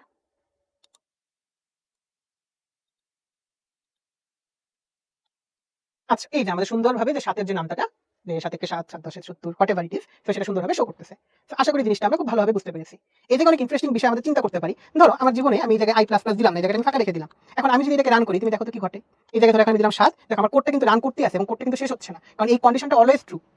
কারণ অলওয়েজই i এর ভ্যালু 1, আর 1 কিন্তু অলওয়েজই 10 এর চেয়ে স্মলার। তো আমার কোডটা কন্টিনিউয়াসলি রান করতেছে, লুপের মধ্যে পড়ে গেছে। তাহলে যতক্ষণ পর্যন্ত আমার প্রোগ্রামটা ক্র্যাশ না করতেছে ততক্ষণ পর্যন্ত চলতে পারে। তাহলে পরীক্ষায় যদি কোশ্চেন একটু ট্রিকি করতে চাই, তাহলে কিন্তু অনেক সময় একটা কোড দিয়ে বলতে পারে কোডের মধ্যে ভুলটা কোথায় বের করো বা কোডটা ঠিক করো। তখন কিন্তু তোমার ঠিক রাখতে খেয়াল রাখতে হবে যে আমার লজিক কি ঠিক আছে কিনা, আমি ঠিকঠাক মতো লজিকটা অ্যাপ্লাই করছি কিনা। ওকে, তো এই জিনিসটা একটু খেয়াল রাখবা। তো আশা করি বিষয়টা আমরা সবাই এই জায়গায় বুঝতে পেরেছি, বা জিনিসটা ইন্টারেস্টিং, তাই না? যে আমার একটা এন্ডলেস লুপের মধ্যে পড়ে যাচ্ছে এরকম বিষয়। তো যাই হোক, আমরা এখানে আমার না দেখে আমরা আমাদের আবার মেইন যেগুলো আমরা পড়তেছিলাম সেই জায়গাতে ফেরত চলে যাই। আচ্ছা, তাহলে আমরা লুপ ব্যবহারটা মোটামুটি আমরা বুঝতে পারতেছি, রাইট? ওকে, নেক্সট হলো আমরা যদি এই জায়গার ক্ষেত্রে আরো কিছু জিনিস দেখতে চাই। এই যে মোস্ট ইম্পর্টেন্ট টপিকগুলোর একটা, যে আমি 2 + 4 + 6 + 8 এভাবে যোগ করতে থাকলে ধারাটির যোগফল কিরকম হবে। ওকে, এই ক্ষেত্রে জিনিসটা হলো কিরকম, লজিকটা আগে একটু চিন্তা করো। এই ক্ষেত্রে পরীক্ষায় কয়েক রকমের কোশ্চেন আসা পসিবল। কিরকম কয়েক রকমের কোশ্চেন আসা পসিবল? এক নম্বর হলো ধারাটার যোগফল বের করতে দিতে পারে, বা যোগফল বের করার প্রোগ্রাম লিখতে দিতে পারে। এটা চেক করো কি করতেছি। ইনপুট n, ইউজারের কাছ থেকে একটা ইনপুট নিলাম। এখন কথা হলো যে আমি প্রথমে ধরে নিচ্ছি যে আমাদের i এর ইনিশিয়াল ভ্যালুটা কত? 2। তো এটাকে আমি বলতে পারি ইনিশিয়ালাইজেশন, মানে i = 2। এই জিনিসে i এর ভ্যালু হলো 2, এন্ড আমার এখন যোগফল হলো 0, যেহেতু আমি একটা নাম্বারকেও যোগ করি নাই। বাট যখন আমাকে গুণফল করতে দেবে, একই সাথে দুইটা জিনিসই বলতেছি, যদি আমাকে যদি প্লাস না হয়, যদি এটা গুণোত্তর ধারা হতো, যদি মাল্টিপ্লাই করতে হতো, তাহলে সেই ক্ষেত্রে কিন্তু আমরা আবার 0 নিলে হতো না, কারণ তাহলে তো অ্যান্সার 0 চলে আসবে। সেই ক্ষেত্রে আমাকে ইউজ করতে হতো যে মাল্টিপ্লিকেশন কত? 1। ওকে, নেক্সট আমি যে একটা একটা করে যোগ করে যাচ্ছি, আমি জাস্ট কি করতেছি বলতো? s = s + i, আমি 0 + 2, দেন 2 + 4, দেন টোটাল যোগ করলে 6 + 6, এইভাবে আমি যোগ করে করে সামনে আগাতে থাকবো। এন্ড i এর ভ্যালু আমি এখানে বাড়াচ্ছি হলো কত? আচ্ছা এখানে i এর ভ্যালু কিন্তু 1 করে বাড়তেছে না, 2 করে বাড়তেছে, কারণ কি 2 4 6 8। সো এই জায়গায় আমাদের i++ হবে না, এই জায়গায় আমাদের ভ্যালু হবে হলো তোমার i = i + 2, যেটা i এর ভ্যালু 2 করে বাড়াচ্ছি। 1 করে বাড়লে i + 1 লিখতাম বা i ++ লিখতাম। ওকে, যেহেতু আমি 2 করে বাড়াচ্ছি এইজন্য i = i + 2 এই জিনিসটা আমাদের লিখতে হচ্ছে। ওকে ডান। তাহলে আমরা আশা করি জিনিসটা এই জায়গায় বুঝছি। এখন এই জায়গায় আমরা কোড করে দেখবো, বাট কোড করার আগে আরো এক রকমের যে কোশ্চেন পরীক্ষা আসতে পারে সেটা সম্পর্কে তোমাদের একটু বলি। কিরকম কোশ্চেন পরীক্ষা আসতে পারে? যেমন প্রথমত তোমাকে বলতে পারে যে 3টা ঘরের জন্য, মানে লুপটা যদি 3বার রান হয় তাহলে তোমার কোডটার প্রতিটা স্টেপে আউটপুট কিরকম আসবে। মানে তোমাকে পুরো ভেঙে ভেঙে দেখানো লাগতেছে জিনিসটা কিভাবে কাজ করবে। যেমন তুমি চিন্তা করো স্টেপ 1, যখন জিনিসটা কেবল শুরু হচ্ছে তখন তোমার s এর ভ্যালু কত বলো? 0, i এর ভ্যালু কত? 2, এটা কিন্তু স্টেপ 1। দেন হলো সে কি করতেছে, স্টেপ 1টা যখন সে কোড রান করতেছে, রান করার পরে তোমার কি হয়ে যাচ্ছে, s equal to s plus i, s এর ভ্যালু 0, i এর ভ্যালু হলো 2, তাহলে এখন s এর নতুন ভ্যালু কত হয়ে যাচ্ছে 2। ওকে, আর i এর ভ্যালু এক এক করে বাড়তেছে, মানে এক এক করে না 2 করে বাড়তেছে, তাহলে i এর নতুন ভ্যালু তোমার হয়ে যাচ্ছে 2 প্লাস 2, তার মানে হলো তোমার কত 4। এই যে তার মানে পরবর্তী স্টেপে তখন তোমার দেখানো লাগবে স্টেপ 2, স্টেপ 2 তে তোমার s ইকুয়াল টু কত 2, আর হলো তোমার i এর ভ্যালু কত হয়ে গেছে, তখন তোমার হয়ে গেছে 4, তার মানে i এর নতুন ভ্যালুটা হলো কত 4। তাহলে এখন তোমার এই ক্ষেত্রে এইভাবে দেখানো লাগবে যে s এর নতুন ভ্যালু কি রকম, যে s প্লাস i, তার মানে 2 প্লাস 4, তার মানে হলো 6, আর i এর ভ্যালু আরো 2 বাড়ছে, তার মানে i এর ভ্যালু আসতেছে হলো কত 4 প্লাস 2, তার মানে 6। দেন হলো তোমার স্টেপ 3, তাহলে আমি লিখে দিই স্টেপ 1, স্টেপ 2, নেক্সট হলো তোমার স্টেপ 3। এই ক্ষেত্রে বিষয়টা কিরকম হবে, সেম। তাহলে এখন আমাদের s এর ভ্যালু হলো কত 6, i এর ভ্যালু হলো কত 6। নেক্সট তুমি যদি এখন যোগ করার চেষ্টা করো তাহলে কত আসবে, s এর নতুন ভ্যালু আসবে হলো কত s প্লাস i, তার মানে 6 plus i equal to 12, and i এর নতুন ভ্যালু তোমার চলে আসবে, ওটা তো লাগতেছে না এই ক্ষেত্রে, আমাকে জাস্ট s প্রিন্ট করতে বলতেছে, তোমাকে জাস্ট এই পর্যন্ত রাখাই এনাফ, বাট i এর নতুন ভ্যালু তখন আসবে হলো 8।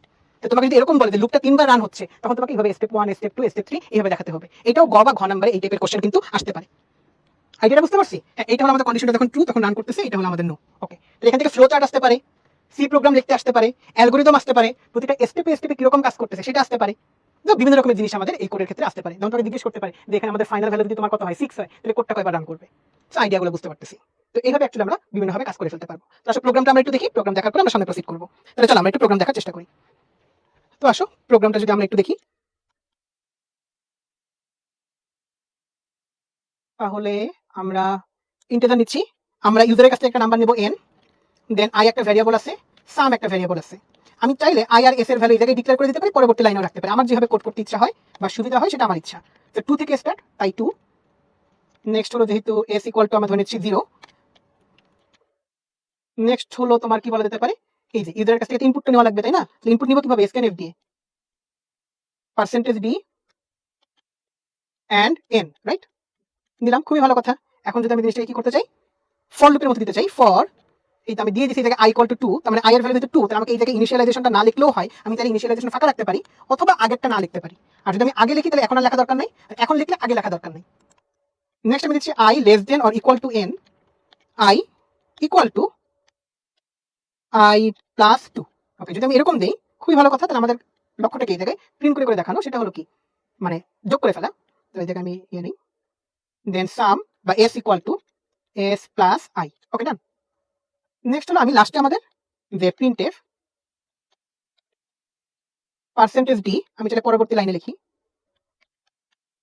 %d, সামটাকে আমি প্রিন্ট করে দিচ্ছি। এই যে আমি যদি 6 পর্যন্ত নেই, মানে 2 4 6, তাহলে আমাদের অ্যান্সার আসার কথা কত ছিল বলতো, 12। দেখি তো আমাদের অ্যান্সারটা 12 আসে কিনা, রান করে দেখাই। হ্যাঁ, যদি খুব ইচ্ছা করে আমরা রিটার্ন 0 দিতে পারি, না দিলেও হবে। তাহলে আসলে যদি এটাকে প্রিন্ট করি, তো আসলে আমি যদি 6, এই যে আমাদের অ্যান্সার আসার কথা 12, সেটাও। আর তুমি বলতেছো ভাই আমি যে প্রতিটা লাইন যে স্টেপ বাই স্টেপ করে দেখালাম, যদি পরীক্ষায় বলে যে ভেঙে ভেঙে দেখো, মানে তোমাকে লিখে লিখে দেখাতে বলে যে তুমি কাগজে কলমে লিখবা, আর যদি বলে কোডের মধ্যেই রাখতে, তাহলে তুমি নিশ্চয়ই বুঝতেছো, তুমি যদি এই জায়গায় একবার প্রিন্টএফ লিখে দাও, তাহলে কিন্তু কম্পিউটারই তোমার হয়ে এই কাজটা করে ফেলতেছে, যে প্রতি ধাপে সে s আর i প্রিন্ট করতেছে, s আর i এর ভ্যালুগুলো প্রিন্ট করতেছে। তাহলে %d, কিন্তু এটা পরবর্তী লাইন দিয়ে দিই, এন্ড হলো s, এন্ড হলো i। আচ্ছা, এটা হলো printf %d, আচ্ছা এই জায়গায় এন্ড লিখছি, printf এ তো কখনো এন্ড হবে না, তাই না? আচ্ছা এই জায়গায় তো s এন্ড হবে না। ওকে, printf s প্লাস i, এই জায়গায় হলো printf দিছি %d। আচ্ছা এই জায়গাটা কমা দিতে ভুলে গেছি। বাহ, ওকে। এবার আসো যদি আমি এই যে 6 নেই, তাহলে এই দেখো প্রথম ধাপে ভ্যালু কত ছিল 2 2, রাইট? এর পরের ধাপে কত ছিল 6 4, তাই না? যে s এর ভ্যালু i এর ভ্যালু, এরপরে ছিল কি i এর ভ্যালু হয়ে গেছে 6, আর আমাদের s এর ভ্যালু কত ছিল যে তখন 12 হয়ে গেছে। তো এই যে প্রতিটা স্টেপে আমাদের ভ্যালুগুলো কিরকম কিরকম হচ্ছে, আমি তাহলে সেটাও প্রিন্ট করে দেখাতে পারি। তাহলে অ্যাকচুয়ালি এটা বুঝতে পারলাম যে আমার এখানে পরীক্ষায় বিভিন্ন রকমের কোশ্চেন আসা পসিবল। সো কোন টাইপের কোশ্চেন আসলে কি লিখতে হবে সেই জিনিসটা যেন আমরা একটু খেয়াল রাখি। তো তার মানে বুঝতেছি যে লুপটা সবচেয়ে বেশি ইম্পর্টেন্ট বলা যেতে পারে। তাই লুপের মধ্যে কোন টাইপের কোশ্চেন আসলে কিরকম হবে আশা করি সবাই আমরা পারবো, রাইট? ওকে, কুল। ওকে, তো আমরা মাল্টিপ্লিকেশন হইলে কি হবে, সেক্ষেত্রে জাস্ট বলছি s এর বদলে কত হবে, 0 এর বদলে 1 হবে, আমি জাস্ট গুণ করে দেবো, মাল্টিপ্লাই চিহ্ন থাকবে। ওকে, এখন তিনটা লুপের মধ্যে তোমাদের মধ্যে নিশ্চয়ই কোশ্চেন থাকে যে তিনটা লুপের মধ্যে ডিফারেন্সটা কি অ্যাকচুয়ালি। তো যেহেতু তিন টাইপের loop, for loop, while loop, do while loop. এই যে ফর লুপে প্রথমে ইনিশিয়ালাইজেশন থাকে, দেন কন্ডিশন দেই, দেন আমি এক এক করে ভ্যালু বাড়াই বা কমাই। ওকে, এই যে একটা উদাহরণ, যেটা আমি এই টাইপের উদাহরণ নিয়ে কাজ করে আসছি। এখন আমরা যদি বলি হোয়াইল লুপের ক্ষেত্রে, হোয়াইলের মধ্যে আমি জাস্ট কন্ডিশনটা রাখতেছি, ইনিশিয়ালাইজেশনটা লুপের আগেই করা হয়ে থাকে, আর লুপের মাঝখানে আমি ইনক্রিমেন্টটাকে রাখি। ওকে, আর ডু হোয়াইল লুপটা অনেক ইন্টারেস্টিং, সেখানে আগেই আমি কাজটা করে ফেলি, দেন আমি কন্ডিশন চেক করি। তার মানে ডু হোয়াইল লুপ, এটা তোমার খ নম্বরে কোশ্চেন আসতে পারে, ডু হোয়াইল লুপ অলওয়েজই একবার রান হয়, মানে কারণ সে তাকে কন্ডিশন চেক করতেছে না, যে কন্ডিশন যদি ফলস হয় সে আগে একবার কি লুপটাকে রান করাই ফেলে, দেন হলো কি সে কন্ডিশন চেক করে। তার মানে অবশ্যই কোন টাইপের লুপ অবশ্যই একবার রান হয়, ডু হোয়াইল টাইপের loop, right? Okay, so and আমাদের এই লাস্টের দিকে দুটো টপিক আছে, একটা হলো অ্যারে, একটা হলো স্ট্রিং। অ্যারে জিনিসটা হলো কি আমাদের, যে আমরা যখনই কোনো একটা ভ্যারিয়েবল ডিক্লেয়ার করি সেটা মেমোরিতে কিছু পরিমাণে জায়গা অকুপাই করে। যেমন আমি যে ইন্টিজার টাইপের ভ্যারিয়েবল, সেটা মেমোরিতে কতটুকু জায়গা দখল করে, 4 বাইট পরিমাণ জায়গা দখল করে, আমরা জানি অ্যাকচুয়ালি, তাই না? এখন আমরা যদি কখনো যে এরকম করতে চাই যে আমাদের 10 জন স্টুডেন্টের নাম্বার লাগবে, তাহলে আমি 10টা ভ্যারিয়েবল ডিক্লেয়ার করবো? যদি ভ্যারিয়েবল ডিক্লেয়ার করতে আমি নিজেই উল্টে ফেলবো যে আমি কতগুলো ভ্যারিয়েবল ডিক্লেয়ার করতেছি, কাকে কোনটা নাম দিছি। এই ক্ষেত্রে সুবিধা হলো কি একটা অ্যারে ডিক্লেয়ার করা। অ্যারে জিনিসটা হলো কি একই টাইপের ভ্যারিয়েবলের জন্য আমি যতগুলো আমি জায়গা নিতে যাচ্ছি ততগুলো জায়গা একসাথে আমি দখল করতে পারবো বা অকুপাই করতে পারবো। এই সিস্টেমটাকে আমরা বলি হলো অ্যারে। যেমন ইন্ট এ, তার মানে এ হলো একটা ভ্যারিয়েবল, এখানে ইন্ট A5, তার মানে এ হলো একটা অ্যারে যার মধ্যে 5টা এলিমেন্ট আছে, যার কারণে সে 5টা ইন্টিজারের পরিমাণ জায়গা একসাথে দখল করতেছে। আর অ্যারের প্রত্যেকটা ঘরকে আমরা বলি একটা করে ইন্ডেক্স। অ্যারে ইন্ডেক্স 0 থেকে স্টার্ট হয়, এটা হলো 0 1 2 3 4। তাহলে এই ঘরটা মানে হলো কি, অ্যারে যদি আমি কখনো এখন এইভাবে লিখি A4, তার মানে হলো 4 নম্বর ঘরে, এই অ্যারেটার 4 নম্বর ঘরে যে ভ্যালুটা আছে সেটা প্রিন্ট করবো। সো আইডিয়া বসছে যে আসলে আমাদের অ্যারে জিনিসটা কিভাবে কাজ করে। অ্যারে পরীক্ষার জন্য আসলে তোমার দেখা গেছে ওইভাবে বিগত বছরে আসে নাই, বাট যেহেতু অ্যারে টপিকটা আছে হালকা একটু আইডিয়া রাখা খারাপ না। আচ্ছা, এন্ড ফাইনাল একটা জিনিস আছে স্ট্রিং। স্ট্রিং কিন্তু পরীক্ষার জন্য ইম্পর্টেন্ট, স্ট্রিং থেকে কোশ্চেন আসছে মনে হয়। তো স্ট্রিং এর ক্ষেত্রে বিষয়টা হলো কিরকম, যে স্ট্রিং আসলে কিছুই না, অ্যারের মতোই, বা সেটা হলো অ্যারে অফ ক্যারেক্টার। যেমন তুমি যদি কখনো ক্যারেক্টার ইনপুট নিতে চাও, পার্সেন্টেজ সি দাও, তাহলে তুমি শুধুমাত্র একটা করে ক্যারেক্টার তুমি ইনপুট নিতে পারবা। বা তুমি একটা ফুল নাম নিতে চাও, তাহলে সেই ক্ষেত্রে আমাদের জিনিসটা কি করতে হবে, একটা স্ট্রিং নিতে হবে। সেই ক্ষেত্রে আমরা ইউজ করি হলো কি পার্সেন্টেজ এস। নর্মালি আমরা ইউজ করি হলো কি পার্সেন্টেজ সি ক্যারেক্টারের জন্য, আর একসাথে ফুল জিনিসটাকে নেওয়ার জন্য আমরা ইউজ করি হলো পার্সেন্টেজ এস, মানে স্ট্রিং। ওকে, সো এই যে স্ট্রিং ডট এইচ, এই হেডার ফাইলের কয়েকটা ব্যবহার আছে। যেমন এই যে স্ট্রিং নেওয়ার পরে যেমন তোমাকে যদি বলা হয়ে থাকে হ্যালো, এই যে স্ট্রিংটা, এই স্ট্রিং এর মধ্যে আমাদের ওয়ার্ড কয়টা আছে, 5টা। এটাকে আমরা বলি স্ট্রিং এর দৈর্ঘ্য কত বা স্ট্রিং এর লেন্থ কত। সো এই যে স্ট্রিং ডট এইচ হেডার ফাইলটার মধ্যে এই 4টা ফাংশন আছে, এই 4টা ফাংশনের ব্যবহার সম্পর্কে হালকা একটু আইডিয়া তোমরা রাখতে পারো। একটা হলো যদি আমরা কখনো strlen স্ট্রিং লেন্থ ফাংশনটা ইউজ করি এই হেডার ফাইল ব্যবহার করার পরে, তাহলে আমরা যে স্ট্রিংটা আমি ইনপুট দিচ্ছি তার লেন্থ কত সেটা আমি বলতে পারবো। তেমনই স্ট্রিং কপি, আমি সেটা কপি করতে পারবো। যদি আমি দুইটা স্ট্রিংকে একসাথে জোড়া লাগাতে চাই, দেন স্ট্রিং ক্যাটেনেশন আমি ইউজ করতে পারবো, দুইটা স্ট্রিং এর মধ্যে কোনটা বড়। যেমন যদি বলা হয় হ্যালো আর হাই, এই দুটোর মধ্যে কোনটা বড়। তো এই ক্ষেত্রে জিনিসটা কম্পেয়ার করার জন্য আমরা ইউজ করি হলো strcmp স্ট্রিং কম্পেয়ার। তো এইভাবে অ্যাকচুয়ালি আমাদের স্ট্রিং হেডার ফাইলের যে ফাংশনগুলো আমরা ইউজ করতে পারবো। ওকে, তো এরপরে আমাদের ফাইনাল যে টপিকটা সেটা হলো কি আমাদের ফাংশন। ফাংশনের ক্ষেত্রে আমরা তো কিছু ফাংশন কন্টিনিউয়াসলি ব্যবহার করতে আছি, কিরকম প্রিন্টএফ, তারপরে কিরকম scanf। তুমি বলতে পারো ভাই এগুলো কম্পিউটারে আগে থেকে বোঝানো, হ্যাঁ বোঝানো আছে একটা হেডার ফাইলের মধ্যে, বাট এগুলো কিন্তু একটা ফাংশন। তার মানে আমরা চাইলে আমাদের সুবিধা মতো নিজেরাও ফাংশন তৈরি করতে পারি, সেগুলোকে আমরা বলি হলো ইউজার ডিফাইন্ড ফাংশন। আর যেগুলো বিল্ট ইন, এই যে প্রিন্টএফ, scanf, ওই যে কিছুক্ষণ আগে যে আমরা দেখলাম এই যে string length, string copy, string concatenation, string compare, এগুলো হলো কি আমাদের বিল্ট ইন ফাংশন। ওকে, তো ফাংশন সম্পর্কে হালকা একটু উদাহরণ রাখলেই হবে। ফাংশন ব্যবহার করার নিয়ম হলো ওই যে আমরা ইউজ করি ইন্ট মেইন। ইন্ট মেইন মানে আমাদের কোডটা শুরু হবে, ইন্ট মেইনের আগে আমরা ফাংশনগুলোকে তৈরি করে রাখি, তাহলে আমি কোডের মাঝখানে সেই ফাংশন ইউজ করতে পারবো। কিরকম, এই দেখো ইন্ট অ্যাড, এটা হলো আমাদের একটা ফাংশন, আমি নাম দিছি, এটা হলো কি যোগ করার জন্য একটা ফাংশন। তাহলে যোগ করার জন্য একটা ফাংশন, তার কাজ হলো কি সে দুইটা নাম্বার ইনপুট নিয়ে সে যোগ করবে, যোগ করার পরে সে যোগফলটাকে সে রিটার্ন করবে। তুমি বলতে পারো বারে এটা তো আমার কোডের মধ্যেই করতে পারি, তাহলে এটা আমার দরকারটা কি জন্য, দরকারটা কি জন্য, ধরো আমি এই যে ধরো যে উপরে লেখা আছে হ্যাশ ইনক্লুড stdio.h, এরপরে ধরো যে আমি আমার কোডটা শুরু করতেছি মানে ইন্ট মেইন দিয়ে, ইন্ট মেইন দেওয়ার পরে আমি এটাকে কি করলাম, ধরো ইন্ট এ বি সি, তিনটা নাম্বার ডিক্লেয়ার করলাম। এখন দুইটা নাম্বার ইউজারের কাছ থেকে ইনপুট দিলাম। ধরো যে ইনপুট কিভাবে জানি নেই আমরা, scanf দিয়ে, scanf %d and a and b। ওকে, নেওয়ার পরে এখন আমি কি করলাম, এই জায়গায় আমি জাস্ট সিটাকে দিয়ে সি ইকুয়াল টু, আমি এখানে যোগ না করে আমি ফাংশনটাকে কল করতেছি। তাহলে বিষয়টা হলো অনেকটা কিরকম, এখন আমি অ্যাড কল করে এই দুটো নাম্বারকে আমি জাস্ট পাস করে দিচ্ছি এ আর বি।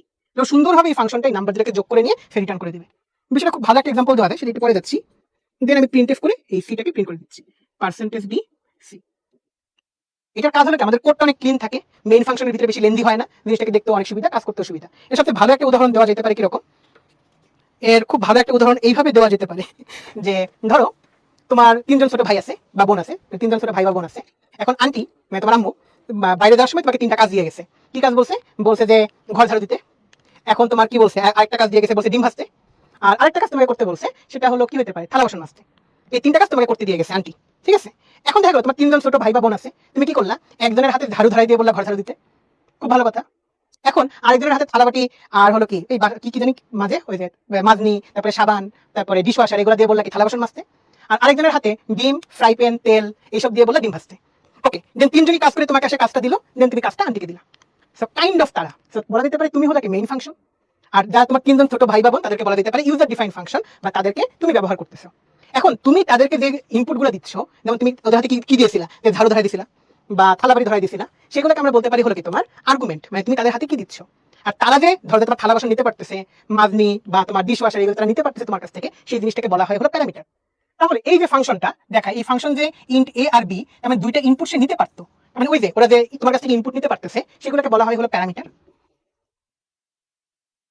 তুমি ওদেরকে যে জিনিসগুলো দিচ্ছ, তুমি ওদেরকে যখন পাস করতেছো, সেই জিনিসগুলোকে আমরা বলি হলো আর্গুমেন্ট।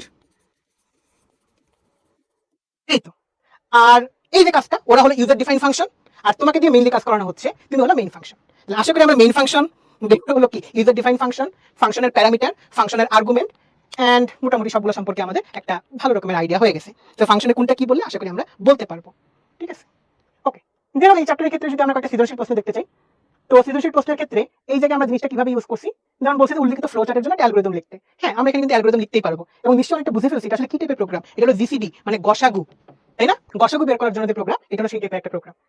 আমরা প্রথমে কি করি, একটা এল মানে কি লোয়েস্ট নাম্বার, একটা লো নাম্বার, একটা স্মল, মানে একটা হলো কি এল এস, দুটো নাম্বার আমি ইনপুট নিলাম। নেওয়ার পর আমি চেক করতেছি এল মড এস একটা দিকে বিভাজ্য হয় কিনা। যদি বিভাজ্য না হয় তাহলে কি, যদি হয়ে যায় তাহলে আমি স্মল নাম্বার, একটা লার্জ নাম্বার, একটা স্মল নাম্বার। যদি আমার বিভাজ্য হয়ে যায় তাহলে তুমি স্মল নাম্বারটাকে ইজিলি কি করতে পারবো, প্রিন্ট করতে পারবো। আর যদি বিভাজ্য না হয় তাহলে আমরা কি কাজ করতে থাকি, এল এর জায়গায় এস বসে, এল থেকে পরবর্তী মানে কি এস থেকে পরবর্তী লার্জ নাম্বার হিসেবে ইউজ করি, আর রিমাইন্ডার বা ভাগশেষ থেকে পরবর্তী স্মল নাম্বার হিসেবে ইউজ করি। এই জিনিসটা কন্টিনিউ করতে থাকি, এবং এটা হলো পরীক্ষা আসার মতো খুবই গুরুত্বপূর্ণ একটা প্রোগ্রাম। তো এটা তোমাদের আমি একটু হাতে কলমে করে দেখানোর চেষ্টা করি। ধরো তুমি দুইটা নাম্বার নিচ্ছ, একটা হলো তোমার কত হতে পারে 9, আর একটা হলো 11। যদি তোমাকে কেউ জিজ্ঞেস করে 9 আর 11 এটার গসাগু কত, কিভাবে বের করতে হয়, এখন তো বাচ্চাকালে এগুলো আমরা করে আসছি না, 9 আর 11। এখন তুমি কি করো, তুমি চেক করো 9 একে 9, মানে স্টিল আমাদের কি থাকতেছে বলো তো, 10 11 2 হলো আমাদের থাকতেছে হলো কি ভাগশেষ। এই ভাগশেষ কি 0 হয়েছে, না ভাগশেষ 0 হয় নাই। তো ভাগশেষ 0 না হলে তাহলে ভাগশেষটাই মানে রিমাইন্ডারে আমাদের কি হয়ে যাচ্ছে, স্মলার নাম্বার। আর আগের স্মলার নাম্বার কি ছিল 9, এটাই এখন আমাদের কি হয়ে যাচ্ছে, লার্জ নাম্বার। তাহলে এখন 9টাই হয়ে যাচ্ছে লার্জ নাম্বার। লজিকটা দেখছো ইন্টারেস্টিং না, যে যদি আমাদের ভাগশেষ 0 না হয় তাহলে আমাদের রিমাইন্ডার মানে ভাগশেষটা হয়ে যাচ্ছে স্মল নাম্বার, আর স্মল নাম্বারটা হয়ে যাচ্ছে লার্জ নাম্বার। এইটা আমি কন্টিনিউ করতে থাকবো। তুমি দেখি 4 দুগুণে 8, স্টিল ভাগশেষ আছে, এই যে ভাগশেষটা হয়ে যাবে কি আবার নতুন স্মল নাম্বার, আর আগের স্মল নাম্বার 2 সেটা হয়ে যাবে আমাদের লার্জ নাম্বার। দেন 2 একে 2, এই যে এখন আমাদের ভাগশেষ হয়েছে কি 0। আর যদি আমাদের ভাগশেষ হয়ে যায় 0, তখন আমি স্মল নাম্বারটাই হবে কি আমাদের গসাগু। তাহলে এই জায়গায় আমাদের গসাগু হলো কোনটা, এই যে 1, এটা হলো আমাদের গসাগু। লজিকটা বুঝতে পারছো? মানে এটা হলো কি আমাদের আসলে গসাগু নির্ণয়ের একটা ফ্লো চার্ট। তাহলে আমরা অ্যালগরিদম লিখতে পারবো, এটার জন্য সি ভাষায় একটা প্রোগ্রামও লিখতে পারবো। আইডিয়াগুলো বুঝছি সবাই? ওকে। এখন ধরো তোমাকে যদি আমি একটু কয়েকটা জিনিস বলে দিই, সবাই একটু মনোযোগ সহকারে শুনতে পারো, যে লুপ থেকে বাকি পার্টের জন্য পরীক্ষা কি কি কোশ্চেন আসতে পারে। প্রথমে তো আমি বলেই দিছি, মানে ধারা খুবই ইম্পর্টেন্ট। যেমন হলো কি প্লাস দিয়ে হইতে পারে, মাল্টিপ্লাই দিয়ে হইতে পারে, আবার ধারার উপরে পাওয়ারও থাকতে পারে, 2 স্কয়ার 3 স্কয়ার 4 স্কয়ার থাকতে পারে। মানে জাস্ট কি হবে সেক্ষেত্রে 2 ইনটু 2 মানে i ইনটু i লিখলেই হয়ে যাচ্ছে। ওকে কুল। নেক্সট হলো ধারার ক্ষেত্রে তো বলছি যে তোমাকে প্রতিটা স্টেপে কত কত হয় সেটা হইতে পারে, যে প্রতিটা স্টেপে যে চেঞ্জগুলো হচ্ছে এস এর ভ্যালু সেটা ইম্পর্টেন্ট। ওকে গেল।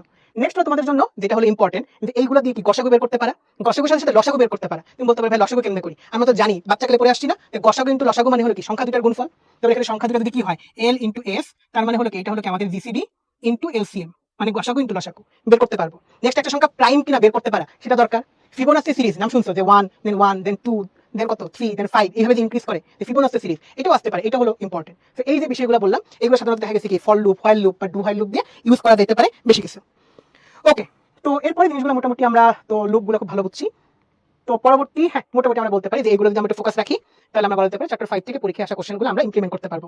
কয়েকটা জিনিস আরেকবার বলে রাখি, সি প্রোগ্রাম, নেক্সট হলো কি আমাদের অ্যালগরিদম, ফ্লো চার্ট, কোডটা ভেঙে ভেঙে লিখতে পারা, এবং পরীক্ষার সময় কোড দিয়ে দিতে পারে, সেখান থেকে আমি কোডটা কি সঠিক কি ভুল সে ভুলগুলো বের করতে পারা, সেটা কি ইম্পর্টেন্ট। আর হলো কোডটার যারা কোডই দিয়ে দিয়েছে পরীক্ষায়, তাহলে তার ফ্লো চার্ট কিরকম হবে সেটাও দিতে পারে। তো এগুলো হলো পরীক্ষা আসার জন্য খুবই ইম্পর্টেন্ট টপিকগুলো। ওকে, তো মোটামুটি আমরা বলতে পারি কি খুব বা সবচেয়ে ইম্পর্টেন্ট তিনটা চ্যাপ্টার আমরা কভার করে ফেলছি, chapter 3, chapter 4 and chapter 5। And এখন আমাদের বাকি জায়গাগুলো থেকে সিকিউ আসে, এমসিকিউ আসে। তো কোনগুলো একটু কভার আপ করবো লাস্টের মোমেন্টে চ্যাপ্টার 1 চ্যাপ্টার 2 থেকে, সেগুলো আমরা একটু দেখার চেষ্টা করি।